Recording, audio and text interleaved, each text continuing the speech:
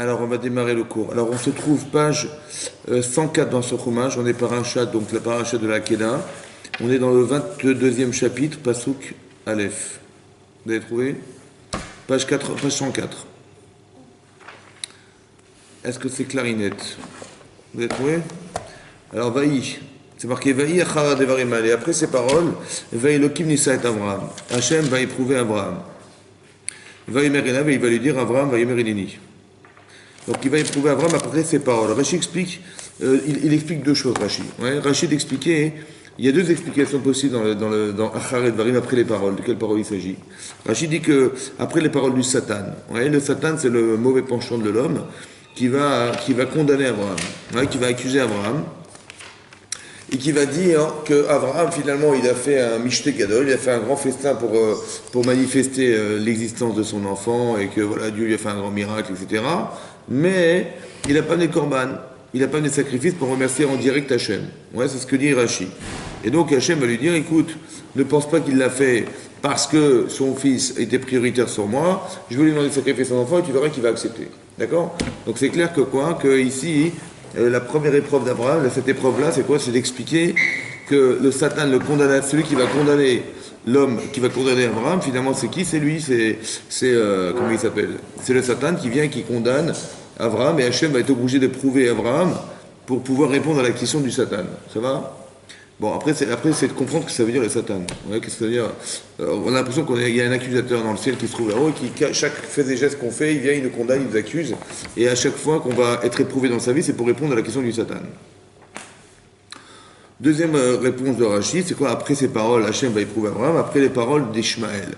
Parce qu'Ishmaël vient voir Abraham, il vient de rendre visite à Abraham alors qu'il avait été chassé avec Agar. Et qu'est-ce qui se passe? Il va venir voir, comment il s'appelle? Yitzhak, et il va lui dire, dis-moi, tu as fait la brit mila à quel âge? Il dit, ben je l'ai faite à 8 jours. Il dit, mais moi je l'ai fait selon la Torah. Il dit, mais moi je l'ai faite à 13 ans. Je l'ai fait à 13 ans, et donc j'étais conscient, et j'ai accepté, j'ai pris sur moi de faire la brit mila. C'est un vrai sacrifice de soi. Il dit, mais toi tu as fait le sacrifice d'un des membres de ton corps, moi si demain Hachem me demandait de sacrifier toute ma vie, pour lui je le ferai. Et après ces paroles, Hachem vient éprouver Abraham. Ça va? Donc qu'est-ce qu'on apprend d'ici? Ouais, première explication, il y a une accusation qui est faite sur Abraham, et à ce moment-là on va éprouver Abraham pour compléter ce manque. Ouais. Et la deuxième réponse, c'est d'expliquer qu'après les paroles d'Yitzhak, comme si on nous voulait nous dire que lorsqu'on est éprouvé dans sa vie, ça va dépendre aussi des autres, des fois. Ça va? Ça veut dire que si Yitzhak il n'est pas en coordination avec l'épreuve d'Abraham, alors on ne pourra pas éprouver Abraham. Ça veut dire que l'épreuve d'Abraham n'a de sens que si Yitzhak est d'accord de se sacrifier. Et s'il n'est pas d'accord, ça ne pourra jamais commencer. Donc après qu'il ait dit « je serai d'accord de sacrifier toute ma vie pour Hachem », alors à ce moment-là, on peut éprouver Abraham. Ça va? Comme si Hachem avait envoyé Ishmaël au moment propice où Yitzhak était d'accord et était mature pour pouvoir le faire, et donc il y a une sorte de provocation organisée par Ishmaël qui va engendrer chez lui la capacité d'accepter de se sacrifier complètement. Ça va? Après ces paroles, après qu'Yitzhak ait dit « je suis d'accord », alors on va éprouver Abraham. D'accord? Bon. Qu'est-ce que ça veut dire? Nissa, Hachem va éprouver Abraham. D'accord? On a l'impression que ici, ce que reproche le Satan, ici le mauvais penchant à Hachem, c'est la carence d'Abraham. Abraham, il a manqué de faire quelque chose. Il a manqué d'amener un sacrifice un jour. Ouais. Ça veut dire que c'est bizarre, mais c'est comme ça. On a l'impression qu'Abraham, il a attendu toute sa vie pour avoir un enfant. Et lorsqu'il a eu cet enfant, il a fait un grand mishte gadol, mais il n'a pas été capable de remercier Hachem en direct. Ça va? D'avoir une relation verticale avec Hachem et de lui apporter son korban. Et donc c'est une carence chez Abraham. Et cette carence-là, elle lui est reprochée par le Satan. Qu'est-ce que c'est que le Satan? Oui. L'Agmar en Baotra dit que le Satan, le mauvais penchant, c'est le Yetzer Hara, c'est celui qui nous attire, et c'est le Malach HaMavet, c'est celui qui nous condamne. Le même ange qui nous attire et le même ange qui nous accuse, c'est le même ange qui nous condamne. D'accord. Alors, juste que pour vous compreniez qu'est-ce que ça veut dire. Ouais, c'est quoi le Satan? Une fois on a expliqué dans les chiots, on a dit que, attention à la table, que bizarrement, ouais, un exemple qui est évident pour nous tous, c'est que quand vous faites la tefila, ouais, vous êtes en train de faire la prière, donc vous êtes en train de faire la tefila, et vous n'avez pas envie de penser à autre chose, d'accord? Et vous êtes venu même faire la tefila à la choude, donc vous avez fait des efforts, et c'est pas le moment de penser à autre chose, et tout à coup, on pense à autre chose. De façon systématique, c'est comme ça. Ouais, vous êtes en train de faire la tefila, et tout à coup, tiens, j'ai mis des rendez-vous, il ne faut pas que j'oublie ça, et des priorités dans vos vies qui viennent et qui vous montent à la tête. juste au moment où vous n'aviez pas envie de penser à ça, et c'est ni le moment, ni le désir. D'accord? Qu'est-ce que c'est alors? Satan. Alors c'est le Satan, c'est ce qu'on appelle le Satan. C'est-à-dire qu'il y a quelque chose en nous, oui, qui vit en nous, ce qu'on appelle le Yetzara, qui est un ange créé, et qui vit en nous, et qui sait exactement quelles sont nos priorités, et qui sait exactement qu'est-ce qui est facteur de destruction du Satan aussi, ça va? Parce que plus vous allez vous approcher d'Hachem, et moins il va pouvoir exister, et lui, il n'a pas envie de mourir, donc il va s'acharner pour vous empêcher d'exister. De quelle manière? Il va vous empêcher de faire des liens avec Hachem. Et le lien le plus étroit et le plus efficace, c'est la tefila. Parce qu'on ne sait pas qu'on est en train de faire des mitzvot et que par ce biais-là, on s'attache à Hachem. Non, directement on lui parle. Donc là, c'est sûr et certain qu'il y a une Sarah qui va s'acharner, qui va nous empêcher d'accéder. Donc c'est ça le Satan. Le Satan, donc c'est à la fois... mais non, le Satan, qui va faire le Satan? C'est-à-dire cet ange qui est en moi et qui... Il va utiliser, en fait, des priorités qui sont dans mon cœur, il va les utiliser pour les mettre en face de moi. Ça va? Ça veut dire que quand on dit Bechol Levavecha de tous tes cœurs, de Bechol Levavecha, et on dit il y a deux Yetzirot, donc il y a deux facultés en nous qui sont un Yetzaratov et un Yetzara, comme si il y a une voix qui me disait fais ce qu'il faut faire et l'autre qui me disait l'inverse. Ça va? Cette voix qui parle, en fait, c'est quelque chose qui est extérieur à moi. Quand je dis extérieur, c'est pas moi qui pense. Quand vous désirez des choses dans vos vies, c'est pas forcément vous qui pensez. On voudrait vous proposer de vivre quelque chose, et c'est ce qu'on appelle le Satan. Ça va? Donc qu'est-ce qu'il fait le Satan? Il ne va pas aller chercher des choses qui sont étrangères à moi. Il va aller chercher chez moi ce qui est une priorité importante. Et il va me la mettre en face pour que j'y pense au moment où il ne faut pas. Comme par exemple dans la tefila.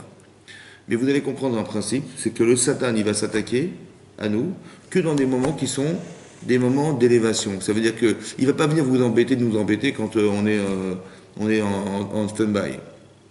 Par contre, il va nous embêter quand on a pris sur nous de faire des choses et tout à coup, il s'acharne. Ça va? Voilà. C'est là que ça intervient. Et Abraham, il est arrivé à un âge, ou bien son fils est arrivé à un âge où il y a une misa qui va lui être proposée, tout de suite le Satan, il vient, il est mécatrègue, il accuse. Mais en fait, l'accusation d'Abraham, c'est une accusation qui est une carence d'Abraham. Ça va, le Satan, il vient être un révélateur d'une carence humaine. C'est parce que j'ai un problème que le Satan, il m'accuse. Mais ce problème, en vérité, qui est en moi, c'est lui qui le révèle, mais c'est Hachem qui va me proposer une épreuve, qui va lui proposer à Abraham une épreuve pour combler ou effacer ce problème. Vous avez compris? Il a eu un manque, Abraham, il n'a pas donné de corban. Il n'a pas donné de sacrifice. Donc cette carence-là, elle doit être comblée. Donc on dit, il va faire teshuva, mais comment il va s'en rendre compte?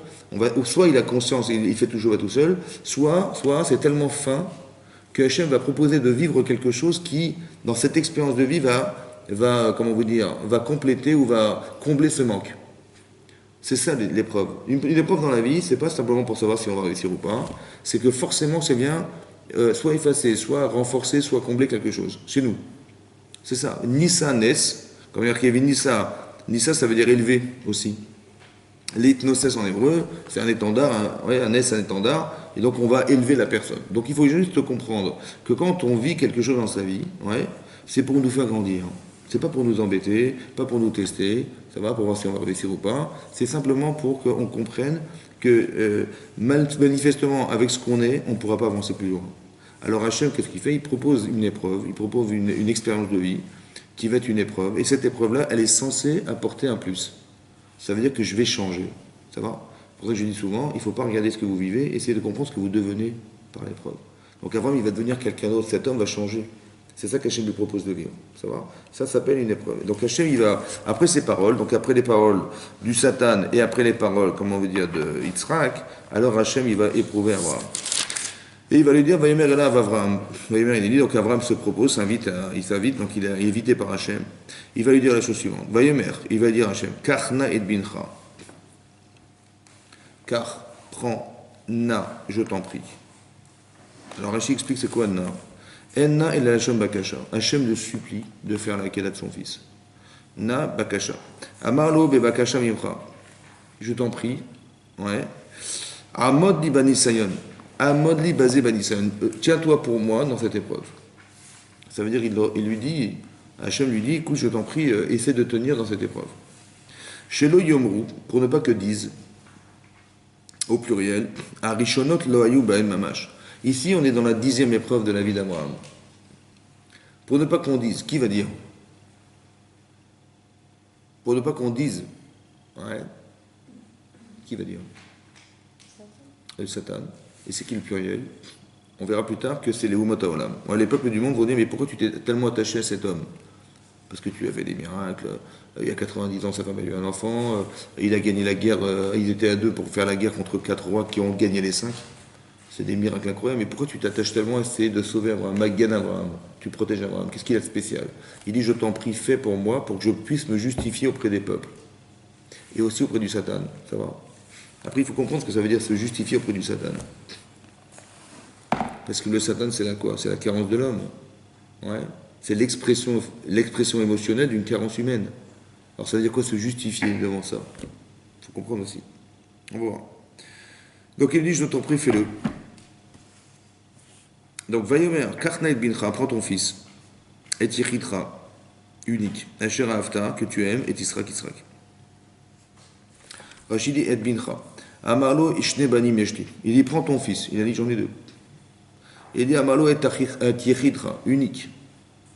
Amalo, ze yachid leimo, ve ze yachid leimo. Ils sont chacun uniques, un de sa mère et l'autre de sa mère. Il est unique de sa mère Agar et l'autre il est unique de sa mère Sarah. Amarlo, Asher Hafta, que tu aimes. Il dit, Amarlo, je t'aime, il dit, ouais, je les aime les deux. Amarlo et Israk. Et Israk. Velama lo gilalo mitrilan. Pourquoi Hachem il a dit, prends ton fils, que tu aimes, ton unique, et après Israk. Pourquoi il appelle directement après Israk? Oui, Rachid dit pourquoi. Shelo l'arvevo bepit homme. Pour ne pas que cette réponse qu'il attendait de lui, va l'estomaquer, il va devoir. Il pourrait perdre la tête subitement à la réponse que lui donne Hachem, lui dire en disant mais prends ton fils Yitzhak.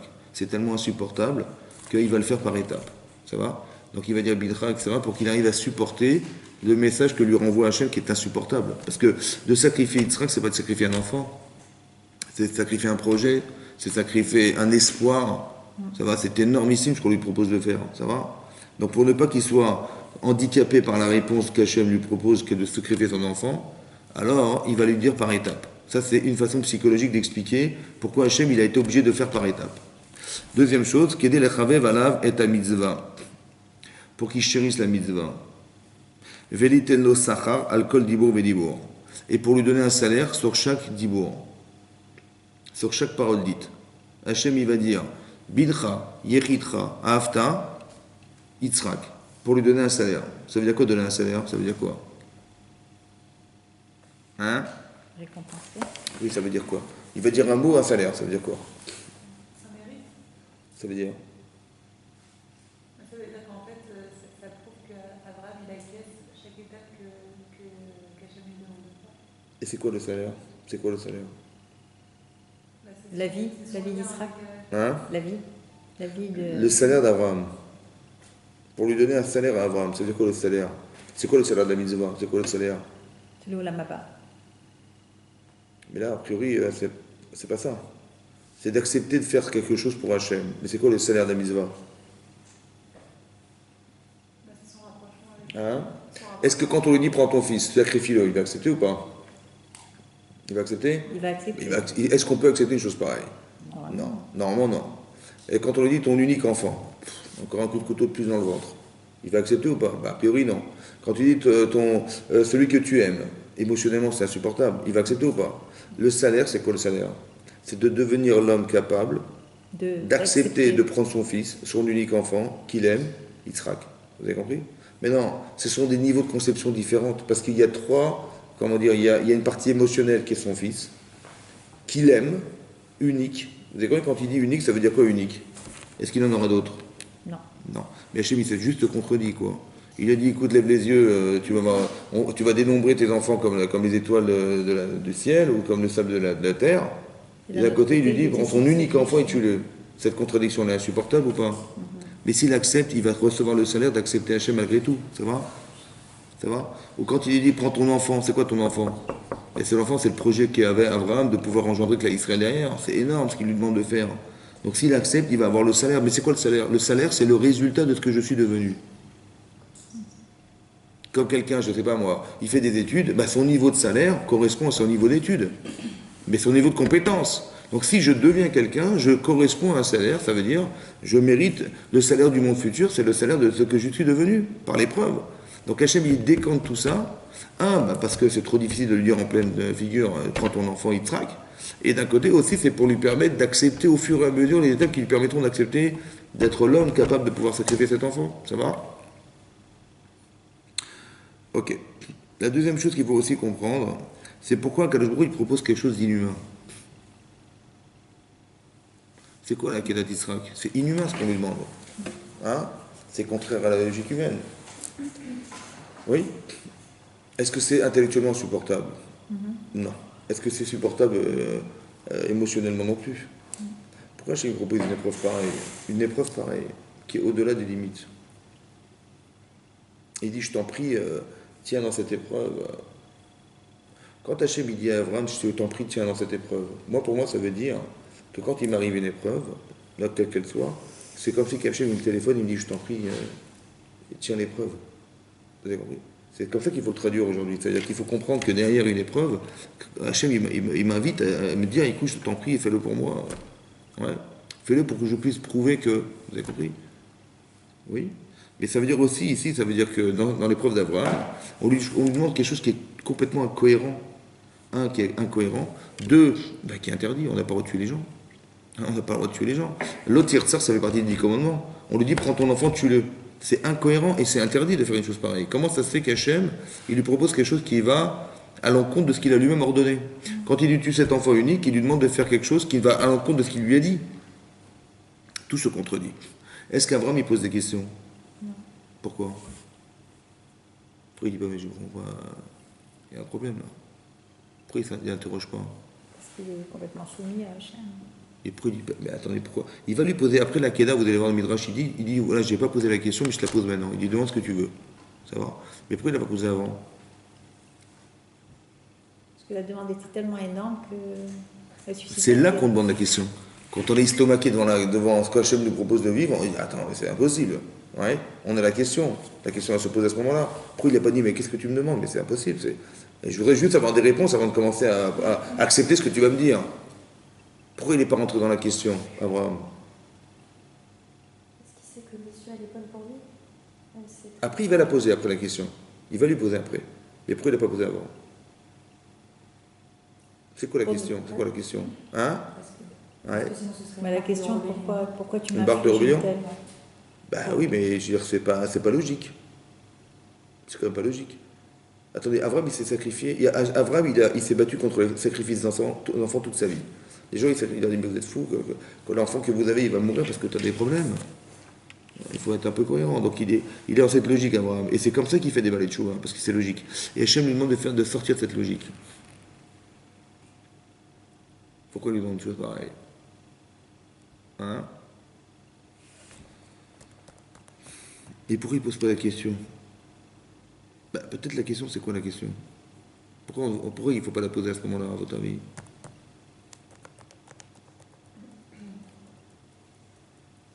Quand je pose la question, c'est que je pense que la question est plus forte que ce que je vais entendre.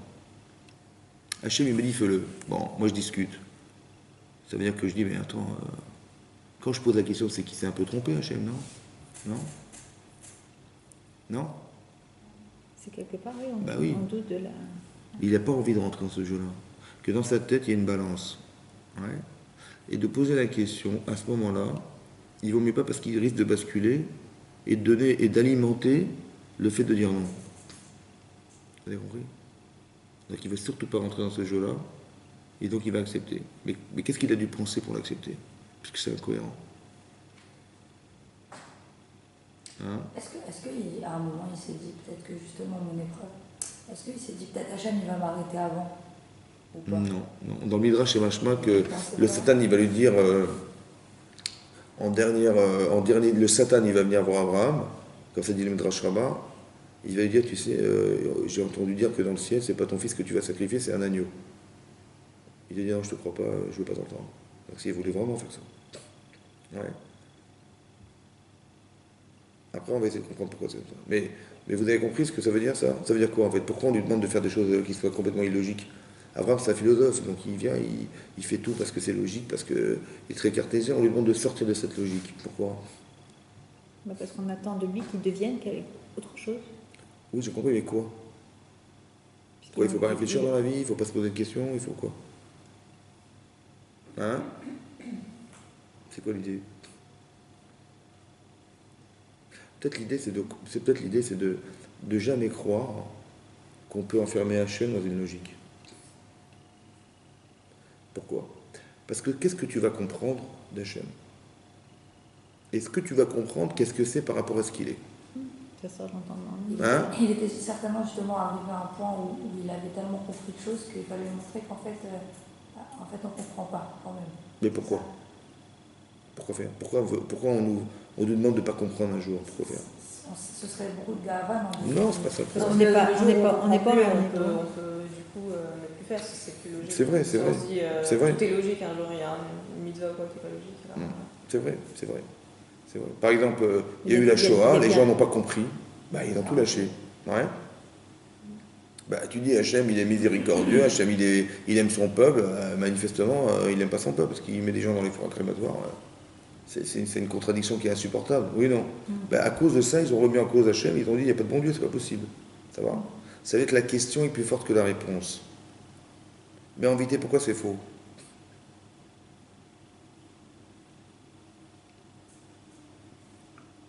Est-ce qu'Hachem, il est ce que je pense? Est-ce qu'il est que ça, Hachem? Ou ce que je sais de lui, c'est ça. Mais est-ce que c'est ça qu'il est, Hachem? Non. Mais c'est sûr que non. Donc ça veut dire qu'il y a une partie d'Hachem que je ne connais pas. Donc est-ce que je peux oser dire que parce que je n'ai pas compris, c'était pas lui? Ben non. Donc c'est ça la Kedah d'Israël. C'est quoi la Kedah? C'est arrête de croire que ce que je suis, c'est ce que tu crois. Parce que j'ai une logique qui n'est pas la tienne, qui est largement au-delà de ce que tu conçois. Donc si tu acceptes la Kedah, qui est la dernière épreuve, tu vas accepter l'ampleur de ce que je suis à l'infini dans la limite de ce que tu ne comprendras jamais. Et si tu l'acceptes, donc tu es ma mine, même si tu ne comprends pas. Vous avez compris? Qu'est-ce que tu vas comprendre, Hachem, dans l'infini? Qu'est-ce que tu vas comprendre? Tu sais ce que tu vas comprendre? Tu vas comprendre comme l'espace de la Terre dans l'univers. Qu'est-ce que tu vas comprendre? Vous avez compris? Donc si tu ne vas pas comprendre plus que ça, comment tu vas oser dire?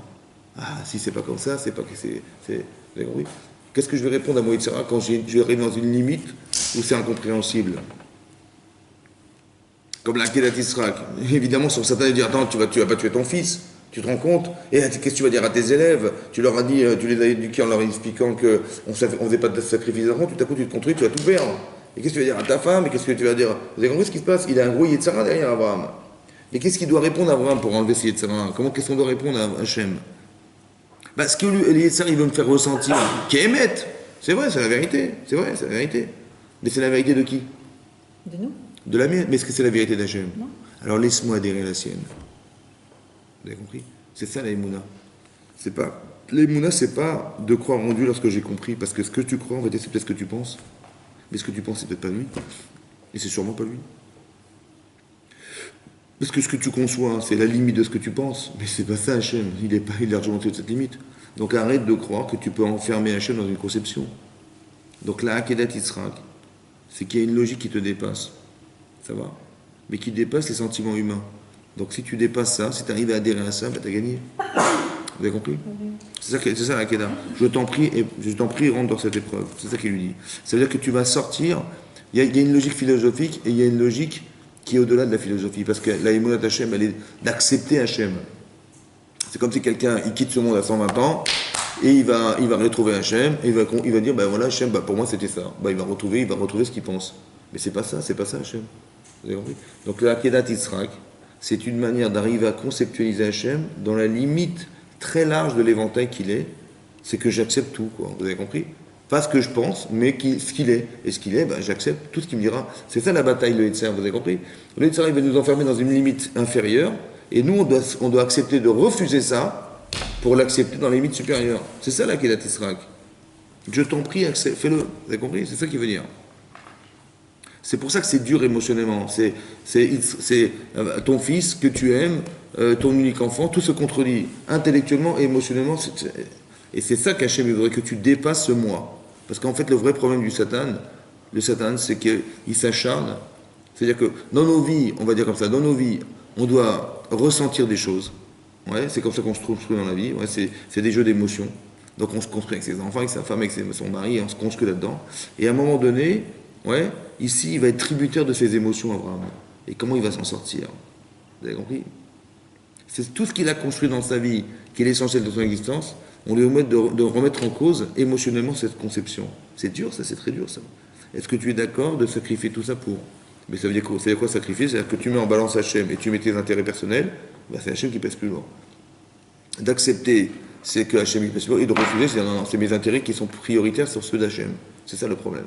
Vous avez compris, c'est ça le problème. Donc qu'est-ce qui se passe? Après il est marqué, il lui dit comme ça. Il lui dit Vayomer Karna et Bincha, prends ton fils, et Tiritra, ton enfant, Asherafta et Yitzhak, Velech Lecha, et pars pour toi. Et la Aretz à Moria, vers le mont, la terre de Moria, donc c'est la Yerushalayim, vers aller Usham Neola, et monte-le là-haut, en holocauste. Alecha de Harim, vers une montagne, Asher Omar Elecha, que je te montrerai. C'est marrant, c'est exactement le même discours que Lech Lecha. Lech Lecha, Me'artzecha, Molatecha, Betavicha, vers une terre que je te montrerai. Là, il lui dit, Karnaït Bincha, Tiritra, Asherafta, vers la montagne que je te montrerai. Vous avez compris? C'est incroyable. Ouais. Il y a toujours une partie connue, une partie inconnue dans le discours. Vers une terre que je te montrerai, laquelle? Je ne sais pas. Et là, vers la montagne que je te montrerai, je te dirai où aller. Ça va? Ça veut dire quoi pour vous, ça? Pourquoi on ne sait jamais au bout des choses? Pourquoi? Parce que toujours la part d'Hachem qu'on ne peut pas saisir, qu'on peut pas... C'est moi qui vais te dire où tu iras. C'est moi qui vais te dire où tu feras la Kéda. C'est intéressant, hein? Ça veut dire quoi? Ça veut dire que ce que tu fasses, tu verras que ce sera toujours moi derrière. C'est moi qui déciderai en fin de compte. Ça va? Ça veut dire que l'idée, c'est d'expliquer, ouais, que même si tu as des projets personnels qui vont s'engager, c'est pas forcément sûr que ça va se réaliser comme tu le crois. Non. Par exemple, vous allez vous rendre compte que tous les projets qui ont eu la vôtre, ils ne sont jamais réalisés exactement comme ils voulaient. Ils avaient pensé une chose, ça c'était juste, mais ça ne s'est jamais exactement déroulé comme ils en pensaient. Jamais. C'est incroyable. Pourquoi? Parce que c'est là que tu vois Hachem. Parce que sinon, tu vas croire que c'est toi. Tu dis, oui, j'ai bien réfléchi, j'ai pensé, ouais, tout est structuré, tout est organisé, et j'ai obtenu ce que je voulais. Et on voit qu'on va peut-être obtenir comme on a voulu, mais pas exactement comme ça a été pensé au départ. Parce qu'il faut que Hachem existe, on est derrière. Mais aussi parce que, vers une montagne que je te montrerai, ou vers un pays que je te montrerai, Rachid là-bas, il dit pourquoi Hachem lui a caché les Chaveva Alav, pour lui donner envie d'y être. Ouais, on chérit les endroits ou les instants qui nous sont cachés. Et c'est ça qu'on recherche, et quand on arrive à l'atteindre, on arrive à construire en nous quelque chose. Vayeshkem Avram Baboker. Avram, il s'est levé tôt le matin. C'est-à-dire qu'il a dormi la veille. Hein? Ouais? Comment il a fait? Et Vayeshkem Avram Baboker. On lui dit la veille, elle va tuer ton fils, et le matin, il se réveille tôt le matin, Visdarez. Il s'est pressé de le faire. Comment il a pu se réveiller si tôt le matin pour se presser de le faire? Ouais? Qu'est-ce qu'il a dit à sa femme? Est-ce qu'elle savait qu'il allait faire la Kéda? Hein? Il ne savait pas comment faire. Le Midrash, il dit qu'il a dit, viens, on va faire une Séouda parce qu'on a sauvé notre enfant. Et après, il lui a dit, tu sais quoi, j'aimerais bien qu'il étudie la Torah à l'Yeshiva de Shem et Ever. Elle dit, ouais, c'est une bonne idée. Il dit, bon, on va partir demain matin. C'est-à-dire qu'il n'a pas voulu lui dire la vérité, parce qu'elle n'aurait pas supporté cette vérité. Donc il lui a menti. Il lui a pas dit qu'il allait faire la Kéda de son fils. Il a dit, je vais l'envoyer à l'Yeshiva. Et aussi, il a dit à son fils, on va partir à l'Yeshiva. D'accord? Et là, c'est marqué quoi? Donc il est marqué, c'est levé tôt le matin. Rashi explique, regardez, Vayeshkem Avram Boker, Nisdarez, les mitzvahs. Il s'est zélé pour la mitzvah. Comment ça vous paraît logique, ça? Quelqu'un lui dit, prends ton fils, tue-le, il va se presser de le faire. Il ne va pas dire, bon, on ira demain, on verra en fin d'après-midi. Non, il vise Zarez, il s'est pressé, comment il s'est pressé de le faire? Hein? C'est quoi la logique? Il veut s'en acquitter très vite. Quoi? Il veut s'acquitter très non. vite de Mais Zarez, quand on dit la zrizout, D'être zélé, c'est qu'on a L'empressement. très envie de réaliser quelque chose. Ça va? Mais comment il peut avoir envie d'une chose qui est l'inverse de ce qu'il espère? Et il le fait Bessimcha. Comment c'est possible? Comment vous comprenez ça? Par amour pour Dieu. Mais comment c'est logique? Non, c'est pas, il n'y a pas de logique. Ah, il y a une logique, c'est sûr. Ça ne sert à rien d'écrire. On peut dire qu'il se sent obligé de le faire. Mais quand on est obligé de faire quelque chose, bah, on ne fait pas tout de suite. On fait en dernière minute. Bah, lui, il fait le matin. Très tôt, il y va. Très tôt le matin. Même le Midrash, il dit qu'il s'est levé tellement tôt qu'il s'est levé avant que sa femme se lève. Donc ça veut dire qu'il a fait très vite. Mais comment il a trouvé une simra dans ça? C'est quoi la simra de la mitzvah ici? C'est l'angoisse de la mitzvah, c'est pas la simra de la mitzvah. C'est l'angoisse de la mitzvah. Où est-ce qu'il y a la simra là-dedans? Hein? C'était par rapport au fait que ça allait le rapprocher encore plus d'Hachem. Ouais. Et que pour lui, c'était. Et d'où il sait que ça va le reprocher plus d'Hachem? C'est qu'il a compris quelque chose d'Abraham. Il a forcément compris quelque chose qui l'amène à une simra incroyable. Il a compris quoi? Parce qu'il se dit, c'est tellement illogique, c'est tellement incohérent que Ouais. forcément Hachem attend quelque chose de lui. Donc il est pressé de savoir ce Il est pressé de savoir quoi? ce qu'il attend. En Mais il le gros, sait, il sait qu'il va prendre son fils, il va le sacrifier. C'est ça qu'il attend. Une manifestation d'Hachem. C'est quoi la simra? La joie. Mais la joie du résultat, ça peut pas être une joie, le résultat c'est qu'il tue son fils, c'est pas Non, c'est possible. l'action. C'est quoi le résultat? C'est quoi?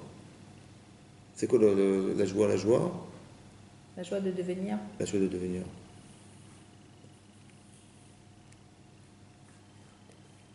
Le Rav Dessler, il explique, on verra plus tard ce qu'il va dire le Rav Dessler, mais c'est important de comprendre que quand on a une épreuve dans la vie, ouais, à l'inverse de ce qu'on croit, on dit, mais plus c'est dur, plus il s'acharne, et plus j'ai envie ça me dégoûte, quoi, j'ai envie d'arrêter tout. Et... Vous voyez, c'est comme ça que ça se passe. En fait, c'est l'inverse, en fait, c'est incroyable. Parce que plus il s'acharne, plus je touche à quelque chose d'important. Et puisque je suis proche de ce que je dois atteindre, c'est une figure de fou. Vous avez compris ou pas? Mais c'est exactement l'inverse. Nous, on croit que quand on a beaucoup de Yetzirah, c'est qu'on est des rachats. Alors que quand on a beaucoup de Yetzirah, parce que je vous explique, si on est rachat, on n'a normalement pas de Yetzirah. Ça veut dire, parce que si on est rachat, c'est qu'on a absorbé les Yetzirah. Quand on est rachat, c'est qu'on a adopté les valeurs du Yetzirah. Donc on n'en a pas de Yetzirah. On n'a pas de tendance, puisqu'on est la tendance. Donc si quelqu'un, il a du Yetzirah, c'est qu'il est bon ou qu'il est mauvais? Hein? Il est bon. Et plus c'est dur, plus il est bon. Non? Ben non. Vous avez compris? L'Agma, dans ce cas, il dit là, hein? Plus le Sahara est dur et plus l'homme est bon après. Ben voilà, c'est ce que je lui explique. Donc quand je sais, grâce à lui, que je suis bon, ça m'angoisse ou ça me réjouit? Non, ça me réjouit. Ben c'est ça qui est marqué là. Mais là, il est faible ou il est très fort? Il est très fort. Mais il n'est pas très fort, il est énorme. Donc c'est qu'il est proche de quelque chose de très fort. Donc il est content. Donc c'est la simcha. Vous avez compris? C'est l'inverse de ce qu'on croit. Nous on croit quand on dit ça, c'est qu'on est nul. C'est l'inverse, vous avez compris? C'est que cette nullité en vérité qu'on exprime parce qu'on a un yetzer, c'est parce qu'on est tov qu'il y a du mal. C'est parce que le bien existe que le mal existe. Puisque quelqu'un, comme, je sais pas moi, imaginez-vous, Abraham, il veut enterrer sa femme. Ça va? Ok. Qu'est-ce qu'il va voir? Il va voir Ephron. Ephron, il lui dit, écoutez, voilà, je voudrais enterrer ma femme. Il dit, il n'y a pas de problème, je vous donne la grotte. Il dit, mais non, mais je vais absolument acheter. Il lui dit, mais attendez, vous voulez acheter, vous êtes sûr? Bon, Abraham, il est milliardaire, donc il dit, bon, béni ou bencha, entre toi et moi, bon, on est amis. Allez, 400 000 euros. Vous avez compris? C'est-à-dire qu'il est en train de rouler quelqu'un qui est dans une grande détresse émotionnelle et il profite de sa détresse pour le soutirer de l'argent. Ça va? Bon, comment ça fait qu'il n'a pas d'empathie vis-à-vis d'Abraham? En lui disant, écoute, tu parles d'argent, parle pas d'argent, va-t'en avec ta femme et on verra, en 10 fois, c'est pas grave. Non, il n'est pas dans cet esprit-là, il est dans l'esprit d'exploitation. Pourquoi? Pourquoi il n'a pas d'empathie? Pourquoi il n'est pas soucieux du problème d'Abraham? Pourquoi il n'est pas dans le problème d'Abraham? Pourquoi?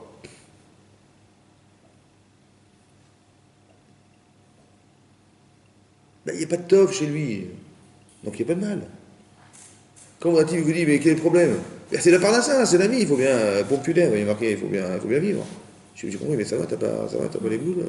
C'est évident qu'il y a problème. Vous avez compris? Il a pas de contraste entre savoir que l'autre, il a perdu sa femme, il est en grande détresse, et qu'il est en train de négocier de l'argent avec lui. Vous avez compris? Il ne s'est pas contrasté.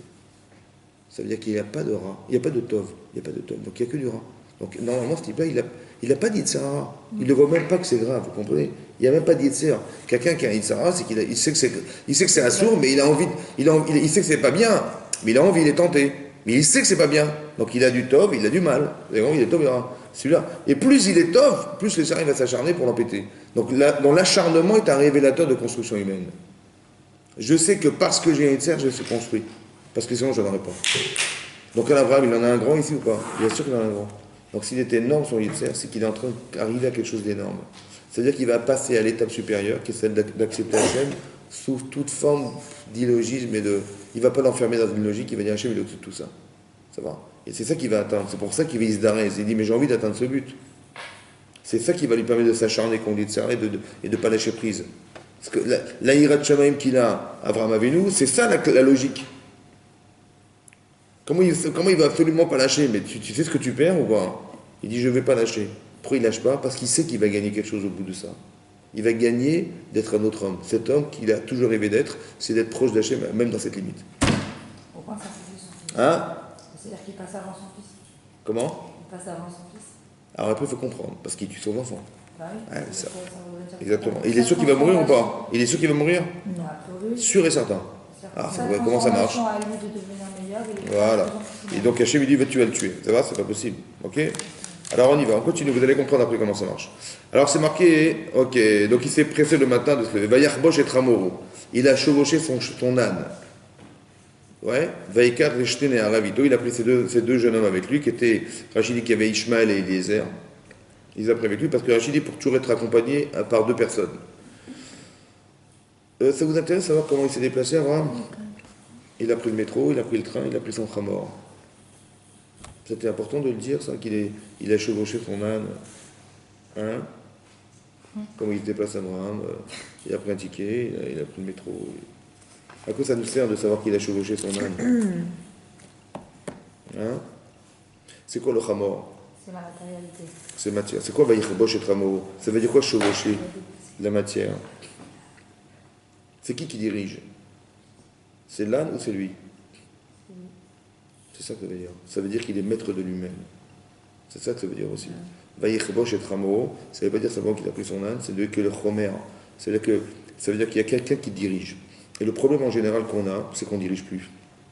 Ça veut dire que quand on est passionné par quelque chose, ou qu'on est envahi par un désir de faire l'inverse de ce qu'Hachem me propose, c'est plus fort que moi, j'arrive pas à tenir. C'est vrai? C'est que la passion, ou l'antithèse de la passion, elle est plus forte que ce que je sais, et ça, j'arrive pas à tenir. Là, c'est lui qui maîtrise. Vaïchbosh et Tramor. Ça veut dire qu'il a compris quelque chose qui lui permet d'être maître des éléments. Qu'est-ce qu'il a compris? Il a compris que la simcha que ça lui procure d'arriver à cette madriga est plus forte que le désir de faire l'inverse. Ça veut dire qu'il n'y a qu'une émotion qui refoule une émotion. Ça va?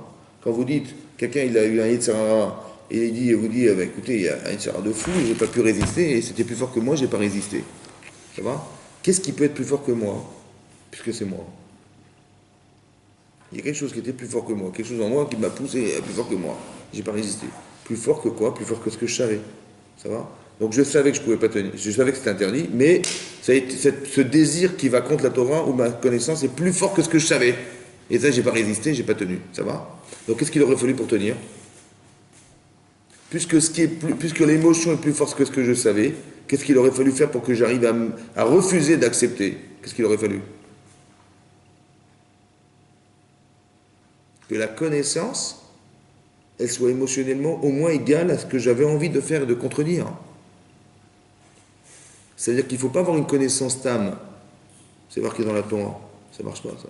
Il faut que cette connaissance, elle soit émotionnelle, que lorsque Yitzhak va me proposer de faire la vera, contre ce que je savais, il faut que cette émotion que j'ai de la Torah, elle soit au moins égale à ce qu'il m'a proposé pour dire non. Au moins égale. Alors, qu'est-ce qui est plus fort? C'est parce que je sais que ce que je sais, c'est ce que je deviens. Et que lui arrive à m'empêcher de devenir, et je vais tenir tête parce que plus il s'acharne, plus je sais que je vais devenir. Et bien ce désir, ce plaisir de devenir, il est plus fort, au moins égal à la tentation qu'il a de me faire transgresser la Torah. Vous avez compris comment ça marche? C'est ça, Visdarez. il s'est pressé. Ça veut dire qu'il a rendu émotionnel une connaissance. Mais comment il a rendu en vérité, c'est dur de rendre émotionnel une connaissance. Non, je sais simplement que cette chose-là, elle me parle. Pourquoi? Parce que pourquoi il s'acharne? Vous avez compris? C'est que forcément, il veut me faire perdre cette connaissance, il veut me faire perdre cette personne, c'est moi. Et ben, j'ai pas envie de perdre. Au contraire, je vais me battre contre ça, parce que je sais que je vais gagner à être ce que lui veut m'empêcher d'être. Et ça suffit pour être fort. Vous avez compris? C'est ça qui est marqué là. C'est ça qui est marqué ici. Qu'il a été Veisdares pour dire qu'il avait la simcha d'y aller, la simcha de savoir que je vais devenir quelqu'un après l'épreuve. Mais c'est sûr que je vais devenir quelqu'un d'autre, et ce quelqu'un d'autre, c'est ça qu'Hachem attend de moi, et c'est ça que je dois atteindre. C'est le but. Et plus c'est dur, plus c'est fort, plus c'est proche de moi, et plus c'est proche de ce que je dois atteindre.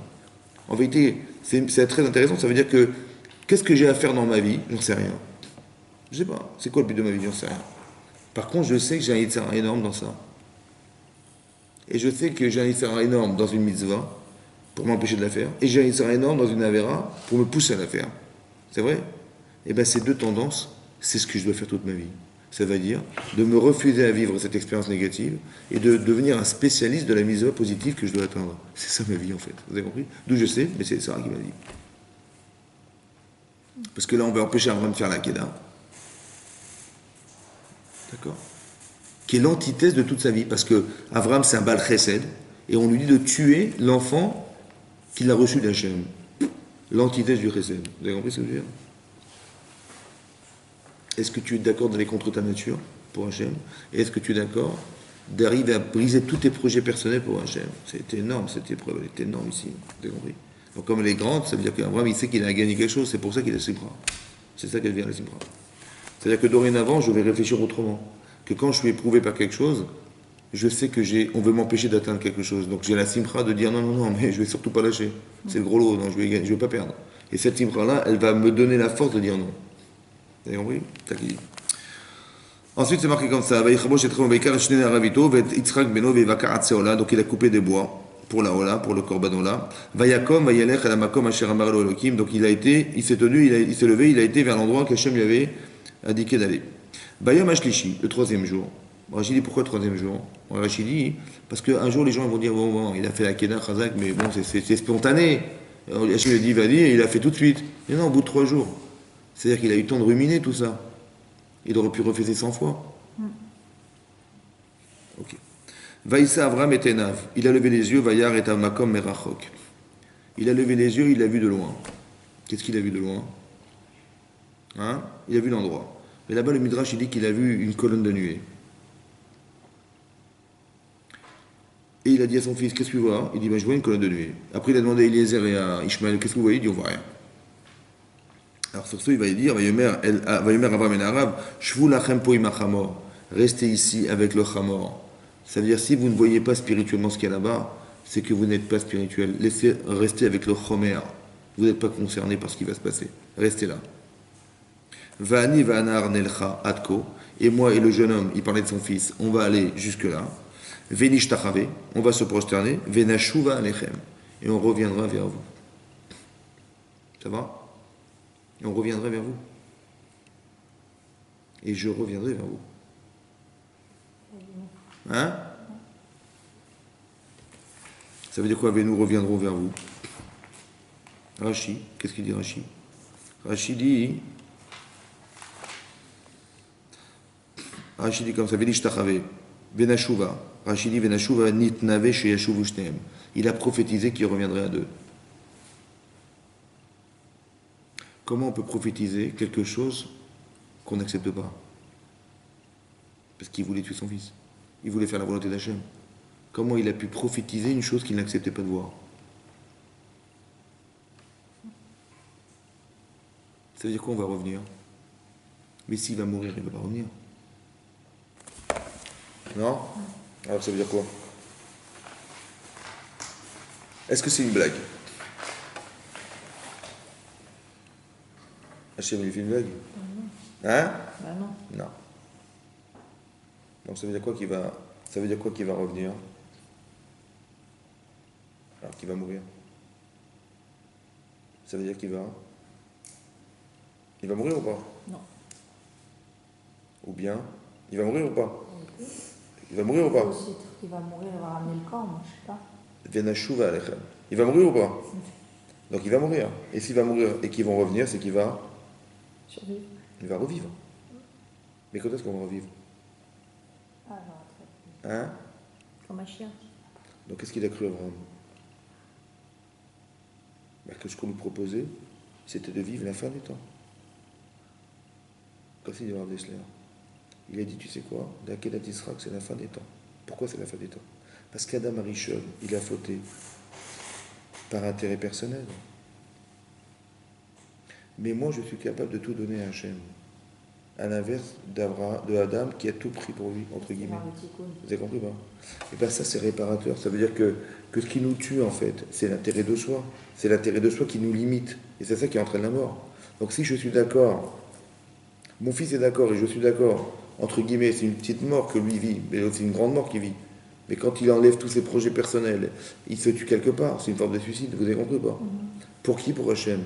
Il a tout donné pour lui. C'est ça, Triat Hametim. C'est ça, Venashuva Alechem. Il a eu cette névoie, qu'il a vu qu'il reviendrait à deux. Il n'a pas dit, ah tiens, finalement, je ne veux pas tuer mon enfant. Il a dit, il va mourir et je vais revivre. Et c'est ce qui s'est passé. Parce que dit le Midrash Rabbah que quand il lui a mis le couteau sur la rue, il est mort à Israël. Et lorsque l'ange est venu, il a revécu. Ça va? Mais vous avez compris que l'objectif c'était ça. Je t'en prie, tiens ça. Il lui dit Hachem. Oui. Mais peut-être ça veut dire pour nous, ça veut dire quoi pour nous? Bon, ça c'était Abraham. L'enseignement qu'on en tire, c'est quoi? Parce que ça c'est Abraham, ok, mais moi je veux comprendre en quoi ça nous concerne cette histoire. En quoi ça nous concerne le fait qu'on ait dit qu'Abraham il a fait un truc pareil, une chose pareille, ça veut dire quoi pour vous? À quoi ça nous parle ça? 1, 2, 1. C'est-à-dire qu'on doit tout accepter d'Hachem, puisqu'il revive. Il a dit, tu sais quoi, il va mourir, mais il va revivre. Ça veut dire que pour accélérer la Triat Hametim, ou pour atteindre ce qui veut dire vivre l'éternité, peut-être qu'il faut accepter de vivre ça. De dire non à son Yetzer et de dire oui à Hachem, non? Non? Dans la limite extrême de ma vie, quoi. C'est ça que ça veut dire, non? Donc quand il m'arrive à Nisayon, et que je dis, ben, je rentre dans l'épreuve et je trébuche, ben, j'ai éloigné ce moment. Et quand j'ai tenu tête, j'ai rapproché ce moment.